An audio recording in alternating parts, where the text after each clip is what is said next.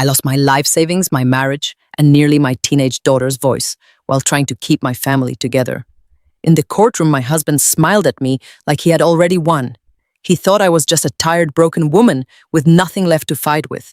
But then my daughter squeezed my hand, looked the judge in the eye and whispered, "Play the video." And when the screen lit up the dark secret, he buried every single night, finally destroyed him in front of everyone. The fluorescent lights of the pharmacy buzzed overhead with a sterile, irritating hum. I stood at the drop-off counter, trying to ignore the mounting pressure in my chest. I am Sarah. I am 42 years old, and I work as a regional operations manager for a major pharmacy chain. I spend my days fixing supply chain issues and auditing regional stores. It is a job that requires cold logic, endless patience, and zero mistakes. But right now, my hands were sweating. Beside me stood my 14-year-old daughter, Lily. She clutched the hem of my gray blazer, her knuckles white and trembling. Lily had not spoken a single word in exactly 1 year. Not since the day her biological father, my first husband David, died of sudden cardiac arrest.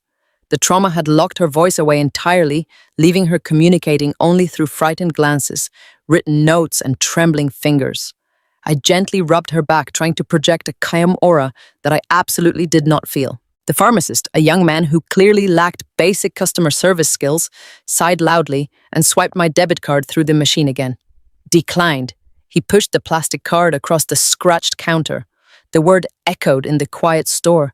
A woman standing behind me in line shifted her weight impatiently, letting out a heavy theatrical sigh. I felt the heat rise rapidly in my cheeks, a flush of pure embarrassment. "That is impossible," I said, keeping my voice as steady as I could. "There is plenty in that account. Please, try running it one more time." "Mom, I have swiped it 3 times, the pharmacist said, his voice carrying clearly over the aisles of merchandise. "Your bank is rejecting it for insufficient funds.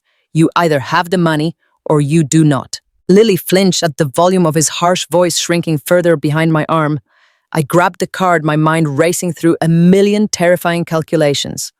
This was the joint savings account I shared with my current husband, Greg. It held my entire nest egg, exactly $150,000. This was money I had painstakingly saved over 10 years of auditing inventory, working 60-hour weeks, and sacrificing my own comforts. It was money meant strictly for Lily's college fund and extreme emergencies just like this.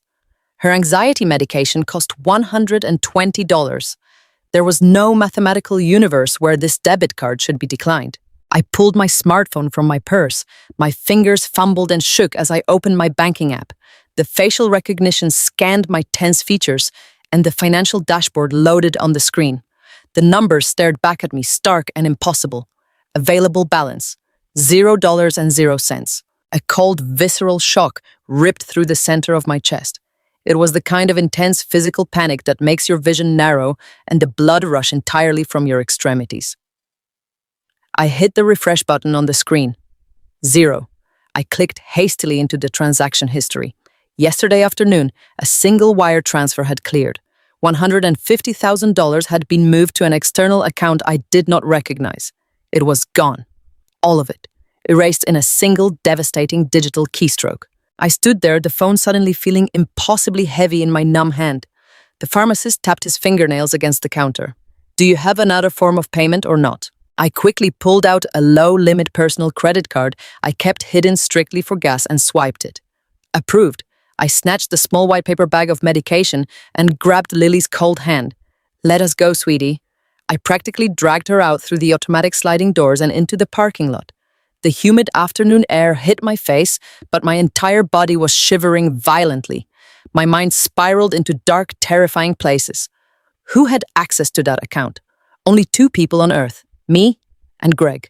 Greg and I had been married for 3 years.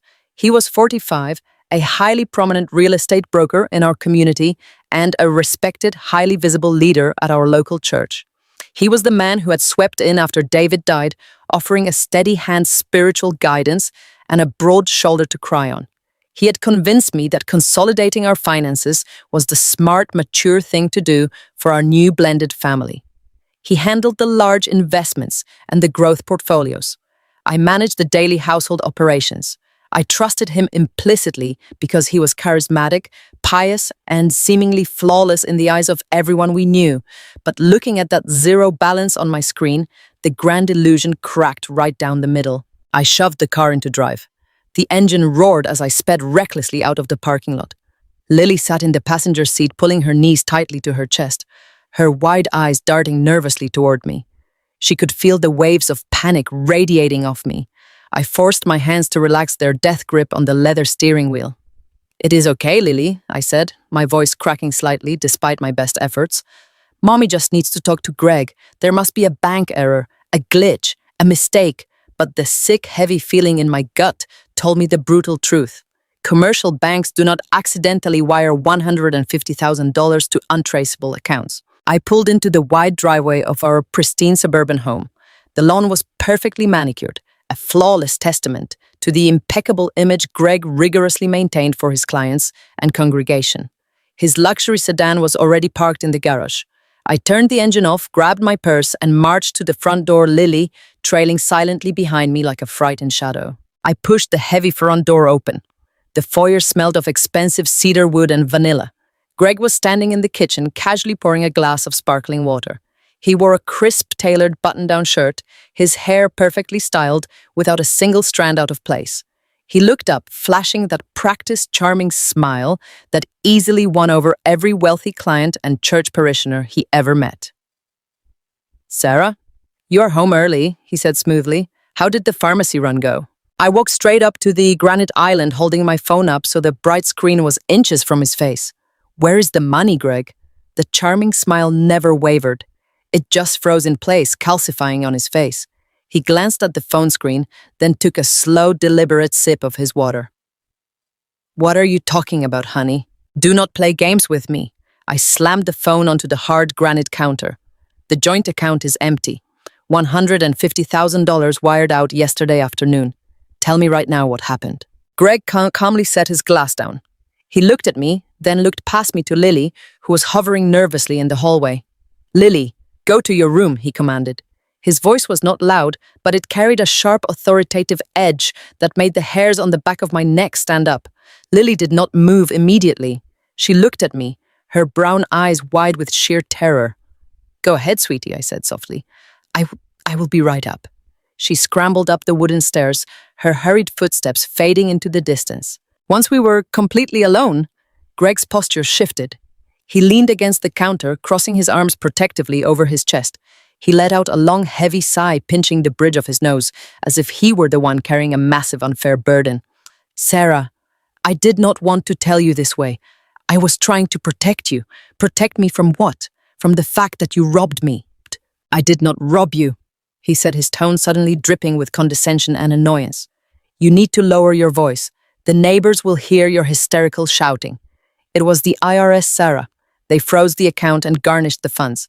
My heart skipped a beat. "The IRS, what are you talking about? I pay my taxes perfectly every single year. I am an operations manager. I do not make accounting errors." "You do not," he said quietly, stepping closer. "But David did." Hearing my late husband's name weaponized like that sent a massive shockwave through my system. David. What does David have to do with this? Greg looked down at me, his face arranging itself into a perfect mask of tragic sympathy. David had massive unpaid tax liens from his medical treatments before he died.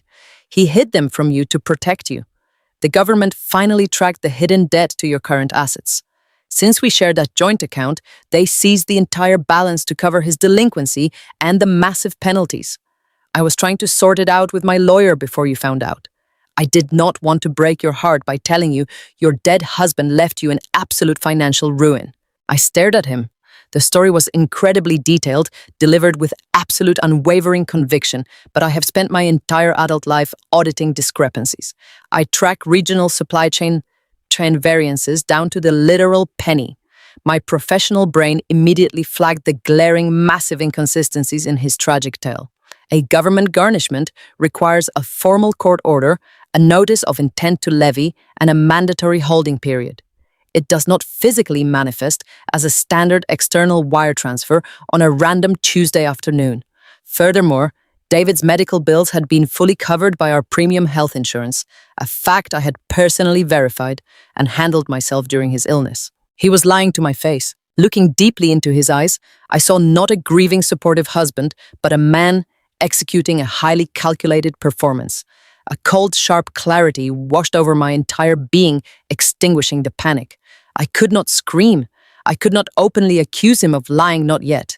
If I called his bluff right now without concrete proof, he would permanently hide whatever he had done with my life savings and easily paint me to the community as a paranoid, grieving, hysterical widow. I had to swallow my rage. I had to play his twisted game. "Oh my God," I whispered, forcing my hands to tremble violently. I brought my fingers to my mouth, acting utterly devastated and broken. "David did that. Are you absolutely sure?" Greg stepped forward and wrapped his strong arms around my shoulders. I stiffened instinctively, my skin crawling, but forced myself to lean heavily into his chest. "I am so sorry, Sarah. It is a terrible mess. But do not worry. I am the man of this house now. I will handle it. We will build our savings back up together. You just need to trust me." Trust him. The man who had just stolen my youth savings and cowardly blamed it on a dead man. The physical revulsion I felt was completely overwhelming. The strong smell of his sandalwood cologne, which used to make me feel safe and cherished, now made my stomach churn with violent disgust. I pulled away slowly, wiping fake submissive tears from my eyes. "I am just in shock," I said, keeping my voice incredibly small and weak. "I need a minute to process this. I need to go check on Lily." Greg's expression hardened instantly at the mere mention of my daughter's name. The flawless facade of the caring patient husband slipped, revealing a terrifying glimpse of something cold and ruthless underneath. He grabbed a microfiber cloth and began aggressively wiping down the already pristine granite counter. "You need to do a lot more than check on her." "Sarah," he said, his voice dropping into a harsh, grating register, "that girl is completely out of control." "What do you mean?" I asked, my maternal instincts flaring up hot and fast. "She is just quiet. She is still grieving her father." "She is unstable," Greg snapped, tossing the cloth forcefully into the stainless steel sink. "She constantly stares at me. She sneaks around the house like a ghost. She absolutely refuses to speak. It is highly abnormal, and it is actively destroying the peace and sanctity in this home. I work incredibly hard to provide for us to maintain my standing in the church and the real estate community, and I have to come home every day to a teenager who acts like a dangerous mental patient." I stood completely frozen. He had never spoken about Lily this way before. He had always played the role of the endlessly patient, loving stepfather. Now, with my financial independence supposedly erased, he was taking his mask off. "She's just a child, Greg," I said, my vocal cords tightening. "She lost her father. She just needs more time." "Time is up," he said coldly, turning to face me with a dark gaze as sharp as a hunting knife. "Her mental instability is destroying our marriage, Sarah. I am at my absolute breaking point. You better figure out how to fix her quickly, or I will have to fix it for you." He turned and walked purposefully into his home office, shutting the solid oak door behind him with a heavy final click. The brass lock engaged loudly. I stood entirely alone in the silent kitchen, my heart pounding a frantic, violent rhythm against my ribs. I had just lost $150,000. But looking up the dark wooden stairs toward my daughter's bedroom, I knew the stolen money was no longer my biggest problem. The man sitting behind that locked door was not just a greedy thief. He was an active threat to my child. And I was going to tear his perfect, hypocritical life apart piece by piece. The morning sun poured through the massive bay windows of our kitchen. It was the kind of bright, cheerful light that felt completely inappropriate for the suffocating terror pooling in my stomach. I had not slept a single second. I had spent the entire night staring at the ceiling, my mind spinning in a dark, frantic circle. My life savings were gone, $150,000 erased, and the man sleeping peacefully beside me was the one who took it. But the missing money was no longer the loudest alarm ringing in my head. It was the harsh, venomous tone he had used when speaking about my daughter. I stood by the granite island, gripping a hot mug of black coffee to stop my hands from shaking. Lily was sitting at the small breakfast nook. She was wearing her oversized gray sweater, the one that used to belong to her father. She had the sleeves pulled down over her hands, her small fingers nervously picking at a loose thread. She had barely touched her oatmeal. She kept her head down, her dark hair falling like a protective curtain over her pale face. I watched her, my chest aching with a profound, desperate love. Before her father died, Lily was a vibrant, chatty girl who loved theater and choir. Now she was a silent ghost haunting her own life. The heavy footsteps on the hardwood floor signaled Greg's arrival. Lily immediately stiffened. Her shoulders hiked up to her ears, and she shrank back into the wooden chair. It was a subtle movement, but my heightened senses caught it instantly. Greg walked into the kitchen looking like a magazine cover. He wore a perfectly tailored navy blue suit, a crisp white shirt, and a silk tie. He smelled of expensive aftershave and fresh mint. He looked like the pillar of the community he claimed to be, the successful real estate broker, the devoted church leader, the loving stepfather. It was a flawless, polished mask. "Good morning," he said. His voice was smooth and cheerful, completely devoid of the cruel edge I had heard the day before. He did not kiss my cheek. Instead, he walked straight to the kitchen island and dropped a thick, glossy folder onto the granite surface. The heavy thud made Lily flinch violently. "What is this?" I asked, keeping my voice carefully neutral. I set my coffee mug down and pulled the folder toward me. The cover featured a pristine, heavily filtered photograph of teenagers smiling on a manicured lawn in front of a sprawling brick building. The bold gold lettering across the top read, "Crestwood Behavioral Institute, a therapeutic boarding school for troubled youth." A cold chill washed over my skin. My eyes darted from the glossy brochure to Greg's perfectly composed face. "What is this, Greg?" I asked again, my voice tightening. "It is the solution, Sarah." He leaned against the counter, crossing his arms and looking at me with an expression of manufactured pity. "I stayed up late last night making some calls. I spoke to a few highly respected specialists in adolescent psychology. They all agreed that what Lily is going through is far beyond our capacity to handle at home. She needs professional, intensive, round-the-clock intervention." I flipped open the brochure. The pages were filled with sterile descriptions of strict disciplinary schedules, behavioral correction modules, and isolated therapeutic environments. It was not a place for healing. It was a highly expensive, out-of-state lockdown facility. It was a prison designed for wealthy parents who wanted to hide their problematic children. "Lily is not going to an institution in another state," I said. I kept my volume low so Lily would not hear the panic rising in my throat. "She is grieving. She lost her father. She does not need behavioral correction. She needs her mother. She needs to feel safe." Greg let out a heavy, theatrical sigh. He shook his head as if he were dealing with a deeply unreasonable client. "Sarah, you are letting your emotions cloud your judgment.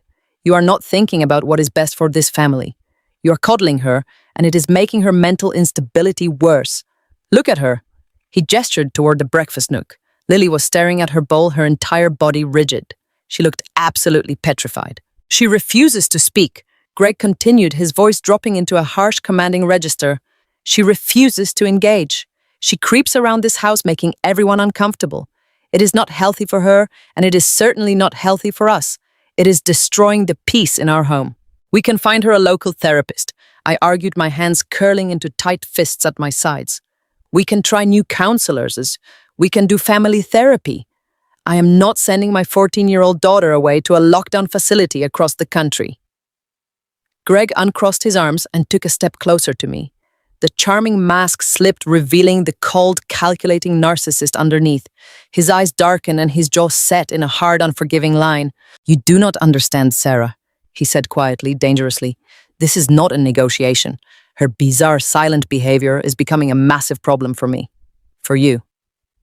I stared at him in disbelief. "Yes, for me." He pointed a firm finger at his own chest.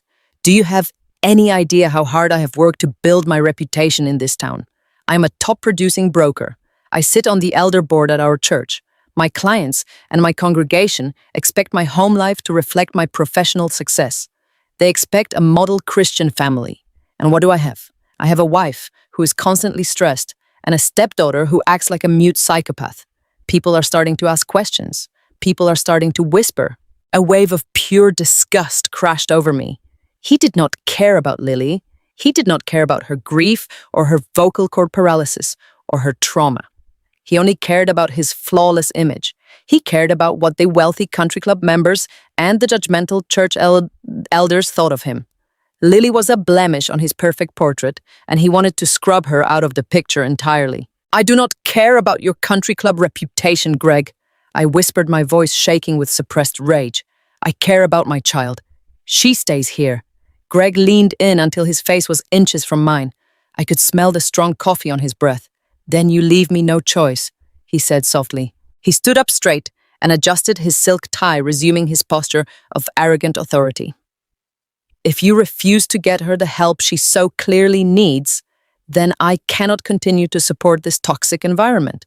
I will not let your refusal to parent destroy my standing in the community. If you do not sign those admission papers by the end of the week, I will have to separate from you, Sarah. I will file the papers to protect my business and my sanity." The air in the kitchen grew incredibly thin. He was giving me an ultimatum. He was cornering me. He thought he held all the cards. He knew the joint savings account was completely empty. He knew I relied on his income for the mortgage and the bills.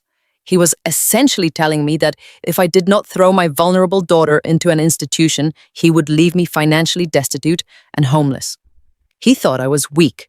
He thought I was just a tired, broken widow who would cave under the pressure of losing her second husband and her financial security. My gaze drifted past his shoulder. Lily was slowly getting up from the table to put her bowl in the sink. As she walked behind Greg, he suddenly turned around to grab his briefcase. It was a completely normal, mundane movement, but Lily reacted as if he had just drawn a weapon. She gasped, silently dropping her ceramic bowl. It shattered loudly on the hardwood floor, sending pieces of white ceramic and sticky oatmeal everywhere. Lily instantly dropped to her knees, her hands shaking violently as she frantically tried to scoop up the mess. She was not just startled. She was exhibiting pure, unadulterated terror. She kept her eyes fixed on Greg's polished leather shoes, cowering like a beaten animal waiting for a strike. "Look what you did!" Greg snapped, his voice booming with sudden, disproportionate fury. "You clumsy, stupid girl! Get out of the way before you track that mess all over the rugs." Lily scrambled backwards, slipping on the oatmeal, her chest heaving in silent, panicked sobs. "Do not yell at her," I shouted, rushing forward and shoving Greg back by his shoulder. I knelt beside my daughter, wrapping my arms around her trembling frame. Lily buried her face in my shoulder, her hands gripping my blazer like a lifeline. I could feel her heart hammering a frantic, terrifying rhythm against my chest. I held her tight, staring up at the man towering over us. And in that singular, defining moment, the final piece of the puzzle violently clicked into place. The realization hit me so hard, it physically knocked the breath out of my lungs. Lily was not just grieving her father. Grief makes you quiet. Grief makes you withdrawn. But this was not grief. This was profound, visceral fear. My daughter was absolutely terrified of my husband. She flinched when he entered rooms. She kept her head down when he spoke, and she had lost her voice shortly after he moved into our house. My gut screamed a warning so loud it drowned out every other thought in my head. Something unspeakably dark had happened in this house while I was away at work. The missing $150,000 suddenly meant absolutely nothing. The threats of separation meant nothing. The only thing that mattered in the entire universe was the shivering, silent child clinging to my neck. Greg scoffed, stepping carefully around the spilled oatmeal to grab his expensive leather briefcase. "You see what I mean?" he muttered, adjusting his cuffs. "She's completely unhinged. Look at this mess. Clean it up, Sarah, and read that brochure. I expect those admission forms signed by Friday. I am not going to let a mentally defective child ruin everything I have built." He did not look back. He walked out the door, the heavy wood slamming shut behind him. The sound echoed in the quiet house, leaving a chilling silence in its wake. I knelt on the floor amidst the shattered ceramic, holding my daughter. I gently stroked her dark hair, kissing the top of her head. "It is okay, Lily," I whispered, my tears falling into her hair. "Mommy is here. Nobody is sending you anywhere. I promise you on my life." Lily looked up at me. Her brown eyes were swollen and red. She did not speak, but her gaze held a desperate, pleading intensity. She reached up and wiped a tear from my cheek with her small shaking thumb. I closed my eyes and took a deep, shuddering breath. When I opened them again, the terrified, panicked wife was gone. The woman who had cried in the pharmacy and trembled in the kitchen was dead. In her place was the regional operations manager, the woman who audited corporate systems, investigated discrepancies, and dismantled problems with cold, calculated precision. Greg thought he was dealing with a submissive housewife who would gladly sacrifice her child to keep a wealthy husband. He thought his financial abuse and his psychological warfare had backed me into an inescapable corner. He had expertly isolated me, drained my resources, and threatened to destroy my family. He thought he had completely won, but he had made one fatal, catastrophic mistake. He had threatened my child. I helped Lily to her feet and guided her back up the stairs to her bedroom. I tucked her into her bed, pulling the soft quilt up to her chin. I sat beside her until her breathing leveled out, and the exhaustion of her panic attack pulled her into a restless sleep. I walked back downstairs to the kitchen. I picked up a broom and swept up the shattered bowl. I scrubbed the floor until the hardwood gleamed. Then I walked over to the kitchen island and picked up the glossy brochure for the Behavioral Institute. I did not throw it away. I folded it neatly and placed it inside my work bag. I would need it later. I would need every single piece of evidence to build the ultimate trap. The conflict had entirely shifted. This was no longer just about discovering where my money went. This was a desperate primal fight for survival. I needed to know exactly what kind of monster I had married. I needed to know what he had done to silence my daughter. And most importantly, I needed to plan an execution so flawless and devastating that Greg would never be able to show his face in this town again. I walked into my home office and locked the door. I pulled out a legal pad and a pen. I started making a list. I needed bank records. I needed tax documents. I needed hidden cameras. I was going to play his game. I was going to smile, serve him dinner, and pretend to consider his cruel ultimatum. I would be the obedient, defeated wife he expected to see, but behind his back I was going to build a guillotine, and I was going to wait for the exact perfect moment to let the blade fall. The clock on the nightstand read 11:45. The house was wrapped in a suffocating, heavy silence.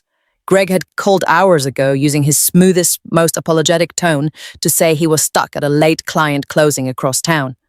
In the past, I would have believed him unconditionally. I would have kept his dinner warm in the oven and left a light on in the foyer. Tonight, the empty space beside me in the bed felt like an active crime scene. I stared at the ceiling, my mind a chaotic storm of missing money, absurd IRS garnishments, and the terrifying image of my daughter cowering on the kitchen floor. My heart hammered against my ribs so loudly I thought the sound might shatter my chest. I could not sleep. Every time I closed my eyes, I saw that glossy brochure for the behavioral boarding school burning into my vision. The heavy oak door of my bedroom slowly creaked open.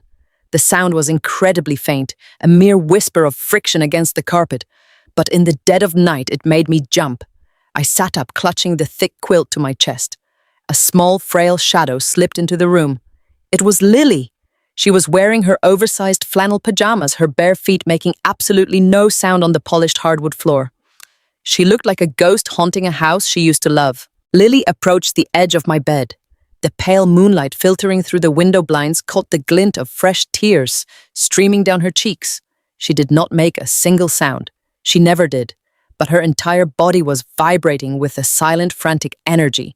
In her trembling hands, she clutched a rectangular object wrapped carefully in an old gray pillowcase. I threw back the heavy covers and knelt on the floor right in front of her. I reached out and gently pulled her into a tight embrace. Her small shoulders shook violently against my collarbone. "What is it, sweetie?" I whispered into her hair. "Are you okay?" Lily pulled back just enough to look me in the eyes. Her dark gaze was intense, burning with a desperation that shattered my heart all over again. She slowly unwrapped the fabric and held out the object. It was an old iPad. The screen was cracked in the bottom left corner, and the casing was covered in a thin layer of dust. I recognized it immediately. It was the tablet Greg used when he first moved into our house, the exact one he claimed he had lost at a real estate open house nearly a year ago. I looked from the dusty screen to my daughter. "Where did you find this?" I asked softly. Lily pointed toward the hallway, gesturing in the direction of her own bedroom. She mimed the action of prying something up with her fingers. Then she pressed her hands flat, mimicking the floor. She had hidden it under the loose floorboards in her closet. The realization hit me like a physical blow to the stomach. My 14-year-old daughter had been hiding a stolen digital device beneath her floorboards like a prisoner of war hoarding contraband.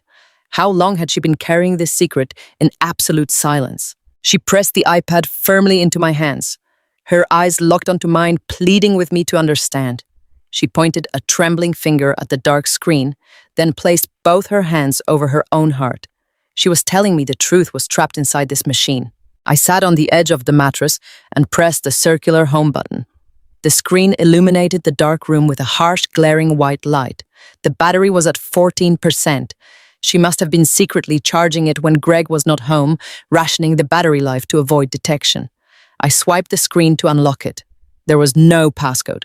Greg had always been incredibly arrogant about his digital devices, assuming no one in his pristine, well-controlled household would ever dare to snoop through his belongings. The home screen loaded, and my eyes immediately caught the bright green notification badge hovering over the messaging app.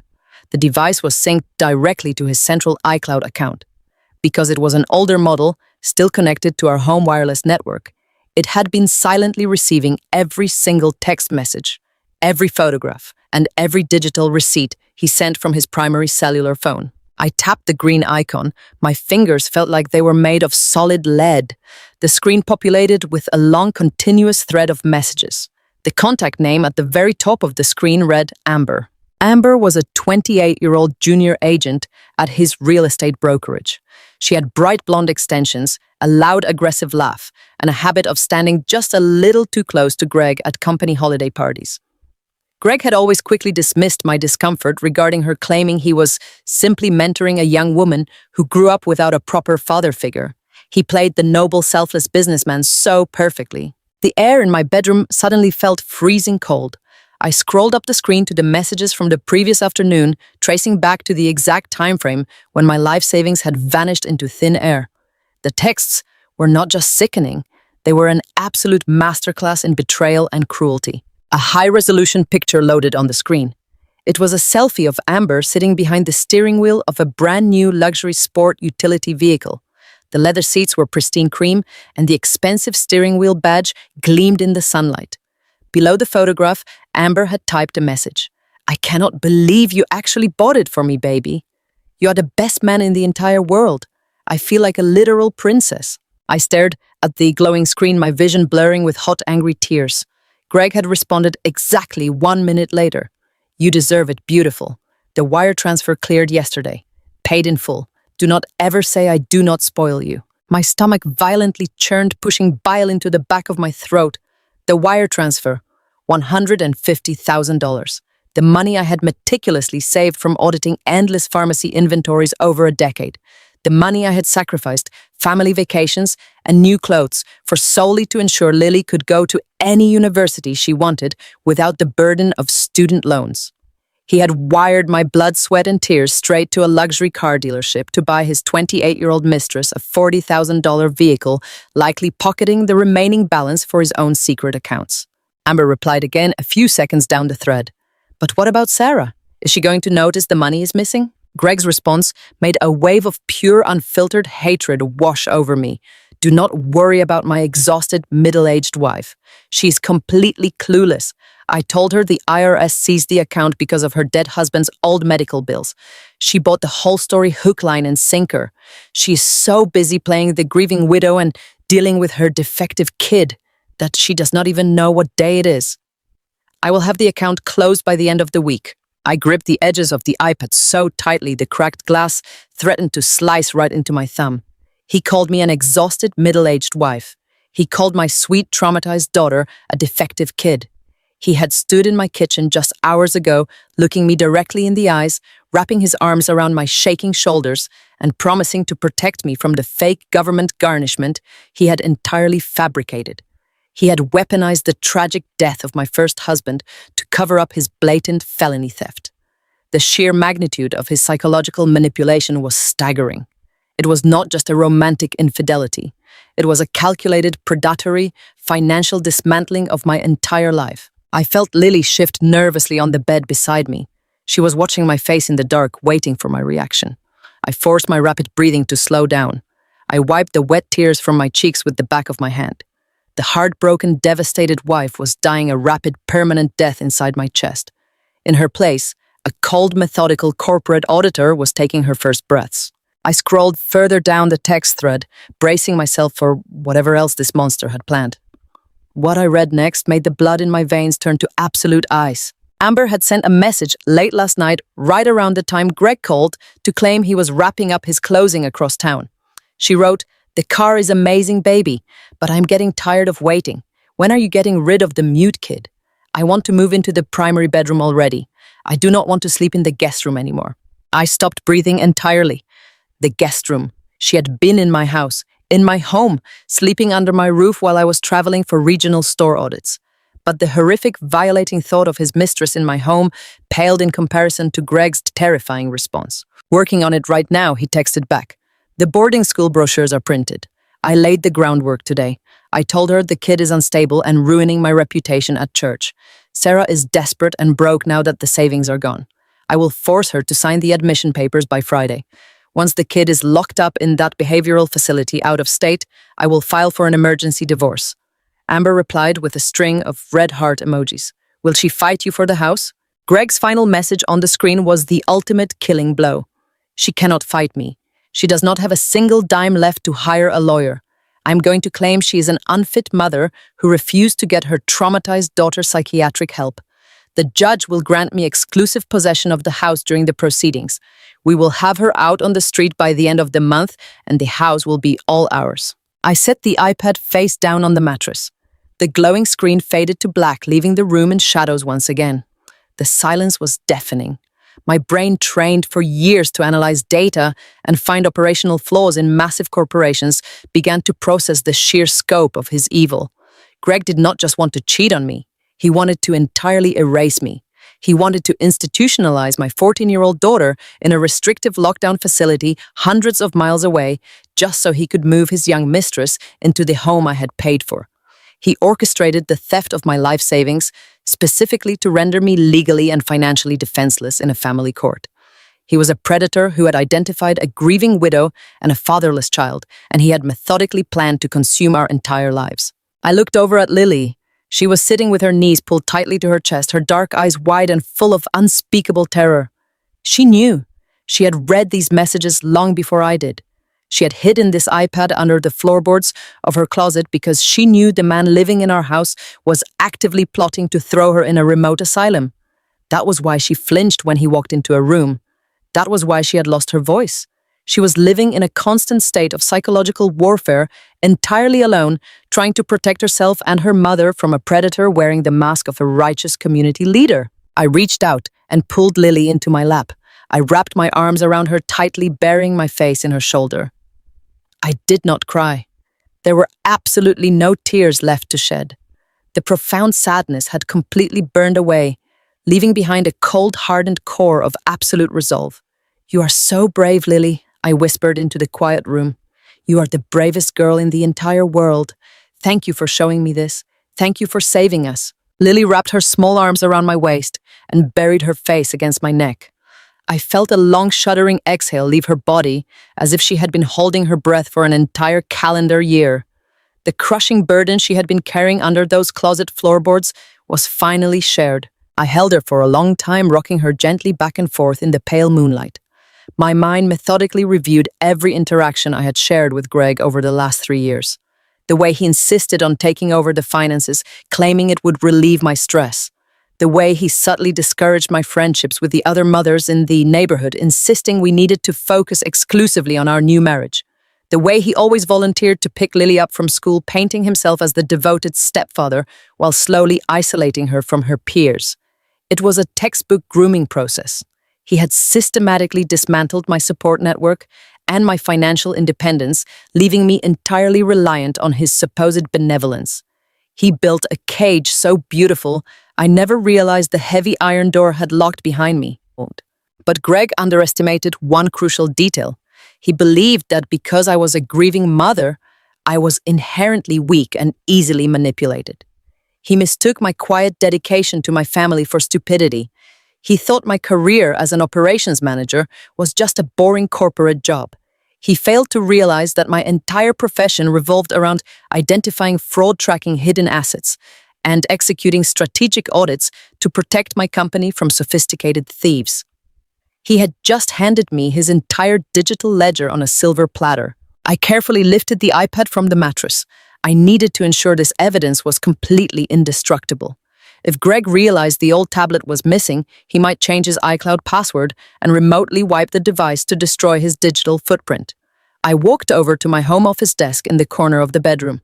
I opened my personal laptop, a device Greg never touched, and grabbed a secure USB flash drive from my locked drawer. I connected the iPad to my laptop and began meticulously downloading every single text thread, every photograph, and every financial receipt. I saved high-resolution screenshots of the luxury car purchase, the crude messages about my daughter, and the premeditated plan to file for a fraudulent divorce. I created 3 separate backup folders. One on the physical drive, one in a secure cloud storage account linked to an old email address Greg knew nothing about, and one encrypted file sent directly to my private work server. I watched the progress bar slowly fill with green: 50%, 70%, 100%. The transfer was complete. The digital ammunition was locked, loaded, and entirely within my control. I safely disconnected the iPad and handed it back to Lily. "We have to put this exactly where you found it, sweetie," I whispered, looking directly into her eyes. "He cannot know we have this. We have to pretend everything is completely normal until we are ready. Can you do that for me?" Lily nodded slowly, her expression hardening with a mature, silent strength that mirrored my own. She slipped off the bed, clutching the wrapped tablet to her chest, and vanished back into the hallway toward her closet floorboards. I sat alone in the dark bedroom, staring at the glowing screen of my laptop. The missing money, the vile mistress, the boarding school ultimatum, it was all laid out before me in perfect, horrifying clarity. Greg thought he had secured his victory. He thought he was coming home to a broken, helpless woman. Tomorrow morning, I would serve him his black coffee. I would plaster a desperate, exhausted look on my face. I would play the perfect, oblivious victim, but the countdown to his absolute destruction had officially begun. I sat in the heavy darkness of my bedroom. The soft glow of my laptop screen cast long, pale shadows against the walls. The tears that had threatened to drown me only an hour ago were completely gone. Crying was a useless biological response right now. It solved absolutely nothing. It would not recover my stolen funds, and it certainly would not protect my daughter from the man sleeping just down the hall. The heartbroken, betrayed wife who had wept in the pharmacy parking lot was officially dead. She had to die so that the regional operations manager could take over. In my line of work, when a regional pharmacy shows a massive inventory discrepancy, I do not panic. I do not cry over the missing assets. I sit down, I pull the raw data, and I track every single missing pill and every stolen dollar until I find the thief. Greg was no longer my husband. He was just another thief. And I was going to audit his entire life with the same ruthless precision I applied to a corporate criminal. I connected the old iPad to my secure laptop. Since Greg had so arrogantly left his iCloud account synced to the device, I had unfettered access to his primary email inbox. I opened the mail application and began to sift through the digital wreckage. There were thousands of messages spanning back for years. He had folders dedicated to church newsletters, real estate listings, and local golf club invitations. It was the absolute perfect digital camouflage for a monster. He hid his deception behind a wall of suburban respectability. I cracked my knuckles and typed Amber's email address into the search bar. The results populated instantly. My eyes scanned the subject lines. Most of them were mundane office communications sent to maintain the illusion of a strictly professional relationship. But as I scrolled deeper into the archived files, I noticed a cluster of emails forwarded to a private server. Greg was incredibly arrogant, but he was also lazy. He had forwarded the login credentials for his hidden document vault directly to his own email to avoid forgetting them. I copied the access codes, bypassed the security prompt, and opened the hidden folder. The very first document I opened was a standard commercial real estate contract. But the address listed at the top of the page was not a new retail space or an empty lot. It was my address, my home, the house I had painstakingly paid off with my first husband, David, years before he passed away. This house was the only true safe haven Lily and I had left in the world. David had painted the walls. He had built the wooden deck in the backyard. The thought of Greg leveraging our sacred space made my skin crawl. I clicked on the attached file. It was a finalized application for a second mortgage. The loan amount was staggeringly high, $300,000. I scrolled rapidly down to the final signature page, my heart hammering a violent rhythm against my ribs. There, sitting starkly on the bright white screen, was my signature. It was a flawless forgery. Greg had copied the specific loop of my S and the sharp slant of my H with terrifying accuracy. I stared at the screen, my breathing turning shallow and fast. In order to finalize a mortgage document of this magnitude, the signatures had to be legally notarized. I looked at the official stamp at the bottom of the page. The notary public listed was a man named Thomas Vance. Thomas was a fellow elder at our church and one of Greg's oldest friends in the real estate business. Greg had not just forged my name. He had used his pious, trusted inner circle to push the fraudulent paperwork through the system without raising a single red flag. He had desecrated my home and turned his community of believers into unwitting accomplices in his financial crimes. The initial panic began to morph into a deep, calculating rage. Where did the money go? I asked the quiet room. I followed the digital paper trail just as I would track an embezzling pharmacy technician. The massive mortgage payout had not gone into our joint savings account. It had been routed through a complex series of wire transfers. I pulled up the final routing number and saw that the $300,000 was wired directly into a commercial business account under the name Apex Horizon Ventures. I opened a new tab on my browser and accessed the State Business Registry database. I typed the company name into the search bar and hit enter. The official state incorporation document loaded onto my screen. The registered agent and sole proprietor listed on the document was Amber, my husband's 28-year-old junior agent. My stomach violently churned, pushing a wave of bitter nausea into the back of my throat. The $150,000 he stole from our savings was merely the down payment on his new life. The $300,000 forged mortgage was the execution stroke. The picture was finally clear. He was intentionally, methodically bankrupting me. If I had absolutely no savings and a massive second mortgage I knew nothing about, I would be entirely destitute. I would be crushed under a mountain of debt I could never hope to repay.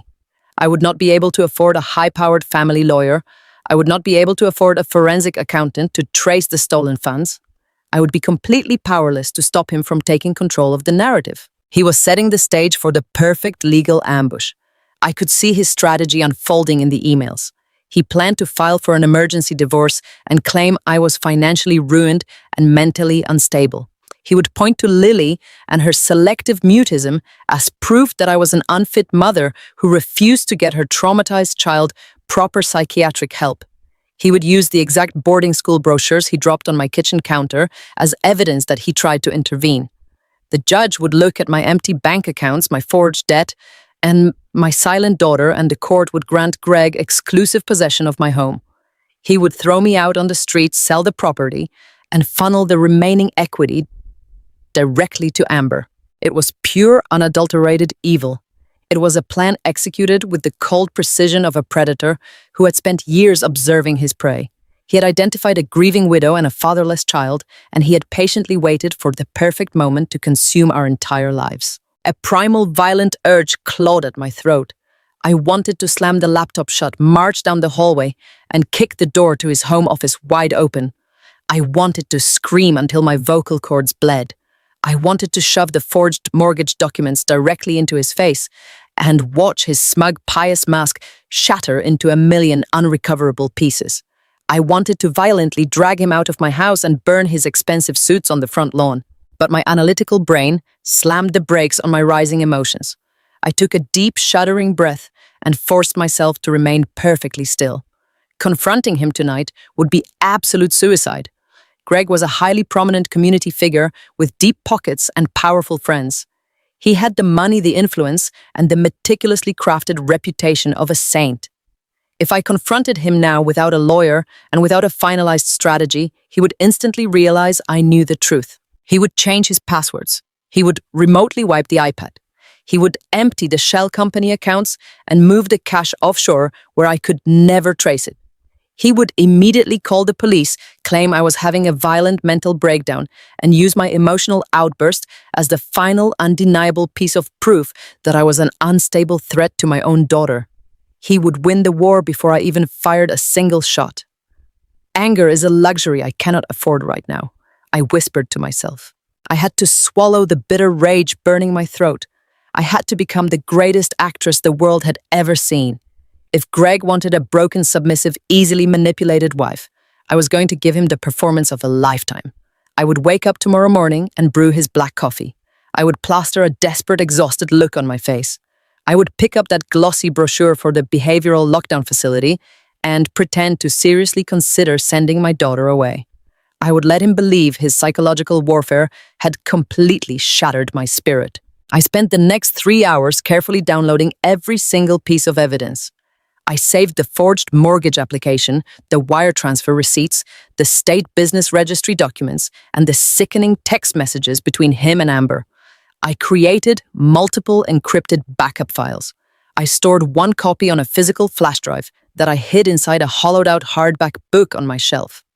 I uploaded a second copy to a secure cloud server linked to a generic email address Greg knew absolutely nothing about. I routed a third copy directly to my private work server at the regional pharmacy headquarters. I locked the digital ammunition away where he could never reach it. When the file transfers were completely finished, I safely disconnected the iPad. I wiped my fingerprints from the glass screen and tiptoed down the dark hallway. I slipped into Lily's room, moving as silently as a ghost. She was fast asleep, her breathing soft and rhythmic. I carefully lifted the loose floorboard in the back of her closet, placed the wrapped tablet back into its hiding spot, and pressed the wood firmly into place. I walked into my master bathroom and flipped on the harsh overhead light. I stared at my reflection in the mirror. My eyes were red and swollen. My skin was pale. I looked exactly like a woman who had lost everything. I placed my hands on the edge of the porcelain sink and practiced my expression. I let my shoulders slump forward. I made my eyes look vacant and defeated. I practiced the quiet, trembling voice I would use when I spoke to him in the morning. Greg thought he had designed the perfect, inescapable trap. He thought he was the smartest person in the room.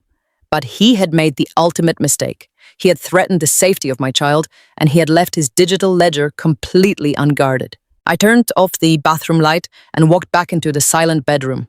The sun was just beginning to rise, casting a faint grayish light through the window blinds. A new day was starting, the final days of Greg's perfect, hypocritical life. He thought he was coming home to a victim, but he was actually coming home to his executioner. I slipped under the cold bedsheets and closed my eyes. I did not feel fear anymore. I only felt a cold, relentless anticipation. The trap was set. Now all I had to do was wait for him to walk blindly into it. I sat completely still in the heavy darkness of my home office. The glowing screen of my personal laptop illuminated the digital copies of the financial documents I had just secured. The forged mortgage papers and the wire transfer receipts were safely encrypted and hidden away on my private server. I thought I had uncovered the absolute worst of Greg's betrayal. I truly believed that the theft of $150,000 and his premeditated plan to steal my home was the lowest a human being could possibly sink. I was terribly and naively wrong. The financial fraud was merely a symptom of his immense greed. The true horror of what I had invited into my home was still waiting to be discovered. I picked up the cracked iPad one last time before returning it to my daughter's bedroom. I wanted to make absolutely sure I had closed out of his synchronized text messages. As I swiped across the glass screen, a small icon on the second page of the digital layout caught my attention. It was the standard voice memos application. There was a tiny red notification dot hovering in the top corner of the icon. My heart gave a strange and painful flutter in my chest. Lily did not use this old tablet for playing games or listening to music. She had deliberately hidden it under the floorboards of her closet. She had used it as a covert recording device. I tapped the small icon with a trembling finger. The screen shifted instantly to display a long list of audio files. There were dozens of them, all meticulously saved and dated. My eyes scanned the digital timestamps. They perfectly matched the specific days and long afternoons when I was traveling across the state for my regional pharmacy audits. These were the exact days I had entrusted my precious grieving daughter to the care of my seemingly perfect, devout husband. My hands began to shake all over again, not with the cold panic of financial ruin, but with a deep, sickening dread. I clicked the play button on the very first file in the list. The audio crackled softly through the small tablet speaker. At first, I only heard the ambient sounds of my own living room. I recognized the faint hum of the central air conditioning unit and the rhythmic ticking of the antique grandfather clock in the hallway. I held my breath, straining to listen. And then I heard a voice. It was Greg, but it was not the warm, charismatic baritone he used when greeting church elders or charming wealthy real estate clients. It was a low serpentine whisper. It was the voice of a predator who knew he was completely unobserved. I listened to file after file in the silent, suffocating darkness of my office. The horrific reality of my daughter's life over the past year, unspooled in the quiet room. Greg was verbally and psychologically torturing her. He would actively corner her when I was miles away at work. The recordings captured him mocking her profound grief over her late father. He called her a pathetic, weak burden. He told her she was dragging our entire household down with her miserable attitude. One audio file captured the sudden, violent sound of him deliberately dropping heavy books or slamming cabinet doors right behind her just to make her physically flinch. The audio captured his cruel, breathy laughter when she scrambled away in terror. The sheer malice in his unmasked voice made my stomach violently heave. I had to press my hand tightly over my mouth to keep from vomiting onto my desk. I felt a violent, primal rage clawing frantically at the walls of my chest. I had brought this monster into our home. I had allowed him to sit at our dinner table and pray over our meals while he spent his afternoons terrorizing a vulnerable child who had just lost her biological father. The guilt was completely overwhelming, but it was quickly swallowed by a burning need for vengeance. But the absolute worst discovery, the single audio file that stopped my heart from beating entirely, was dated exactly 3 months ago. I pressed play on a file labeled simply with a single black dot. The audio started with the sound of Greg's heavy footsteps pacing across the hardwood floor of the upstairs hallway. He was speaking loudly on his cellular phone. I could clearly hear him talking to Amber. He was bragging about the brand new luxury vehicle he was going to buy her with my stolen savings. He was laughing about how easily he was draining my accounts. And then the pacing abruptly stopped. There was a sharp, terrifying sound of a wooden door being kicked violently open. It was the door to Lily's bedroom. I heard a sudden, muffled gasp from my daughter. Greg had caught her listening by the door. The silence on the recording was agonizing. It stretched out for 10 unbearable seconds. Then Greg spoke. His voice was a dead, flat whisper that dripped with absolute venom and malice. "You think you can spy on me, you little freak?" Greg hissed on the recording. "You think you can run and tell your mother what you just heard?" A long pause followed. Only the sound of Lily's terrified, shallow breathing filled the audio track. "Listen to me very carefully," Greg continued, each word sharp as a razor. "If you ever tell your mother about Amber, I will make sure they lock you in a padded room forever. I will tell the doctors you are completely insane. I will tell the judge you are a violent danger to yourself. Your mother is already exhausted trying to fix you. She will believe me over a crazy kid. They will strap you to a bed in a mental asylum and throw away the key. You will never see your mother again. Do you understand me? Keep your mouth shut, or I will make you disappear." The recording ended with the deafening sound of the bedroom door slamming shut. I sat completely paralyzed in my desk chair. The air in the room felt thick and suffocating. A massive, crushing wave of realization crashed over me, snapping every remaining piece of the puzzle together. This was the exact reason my beautiful, vibrant daughter had stopped speaking entirely. She was not simply consumed by the tragic grief of losing her biological father. She had been deliberately, systematically terrorized into absolute silence by a psychopath. Greg had weaponized her deepest trauma against her. He had convinced a grieving child that her own mother would eagerly abandon her to a psychiatric ward if she ever dared to speak the truth. He locked her in a psychological prison inside her own bedroom just so he could freely conduct his affair and steal our family savings right under my nose. He had stolen her voice to protect his fraudulent empire. The tears stopped completely. The profound sorrow and the crushing guilt evaporated into the cold night air. A primal protective rage took complete control of my mind and body. It was a cold, quiet fury. The kind of absolute rage that does not scream or throw plates against a wall. It is the kind of rage that meticulously builds a trap and waits patiently for the prey to step inside. Greg thought he was a mastermind. He thought he had outsmarted a busy operations manager and a silent teenager. But he had fundamentally misunderstood the fierce, unyielding nature of a mother protecting her child. I vowed right then and there to destroy him completely. I would not just divorce him. I would utterly annihilate his reputation, his freedom, and his entire future. He wanted to lock my daughter away in a behavioral institution. I was going to ensure he spent the next decade locked inside a federal penitentiary. I knew I needed absolute, irrefutable video evidence to completely destroy him in front of a judge. The audio recordings on the iPad were devastating, but defense attorneys could easily argue they were manipulated or taken entirely out of context. I needed a high-definition video of his abuse and his financial confessions. I opened a secure encrypted browser window on my laptop. I navigated to a specialized security electronics website that I sometimes used for corporate loss prevention audits at the pharmacy. I bypassed the standard consumer equipment and searched for covert law enforcement grade surveillance technology. I needed something Greg would never suspect, something that blended flawlessly into the pristine aesthetic of our home.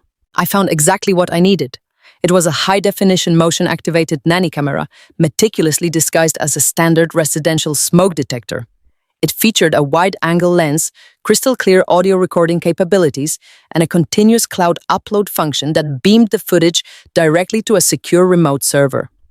Even if Greg somehow discovered the device and smashed it to pieces, the video files would already be safely locked behind my encryption passwords. I typed in my private credit card information, the one account Greg knew absolutely nothing about, and selected the option for expedited overnight shipping to a secure parcel locker near my office. I closed the browser and carefully deleted the search history. I safely disconnected the iPad, wiped my fingerprints from the glass screen with my sleeve, and walked silently down the hallway. I crept into Lily's room, lifting the loose floorboard in the closet and returning the tablet to its secret hiding place. I watched my daughter sleep for a long moment, listening to the soft rhythmic sound of her breathing. I silently promised her that the monster living down the hall would never hurt her again. I walked back to my master bathroom, splashed freezing cold water on my face, and prepared myself for the hardest performance of my entire life. I would install that smoke detector right in the center of our living room ceiling the moment it arrived. I would smile at Greg over breakfast. I would act like the defeated, compliant wife he expected, and I would catch him in the act, sealing his fate forever. The morning sun felt like a cruel joke as it poured through the massive bay windows of our kitchen. I stood at the granite counter, the expensive espresso machine, humming a low, steady rhythm. Every muscle in my body ached from a sleepless night spent staring at the dark ceiling, analyzing the horrifying depths of my husband's betrayal. But I could not let him see the cold, calculating operations manager that had taken over my mind. He needed to see the shattered, exhausted widow he thought he had successfully backed into an inescapable corner. I pulled his favorite ceramic mug from the upper cabinet. My hands were remarkably steady, but I intentionally forced a slight pathetic tremor into my fingers as I poured the dark liquid. I needed to look like a woman running on fumes and absolute desperation. I heard the heavy, confident thud of his leather dress shoes descending the wooden staircase. Greg walked into the kitchen looking as immaculate and polished as ever.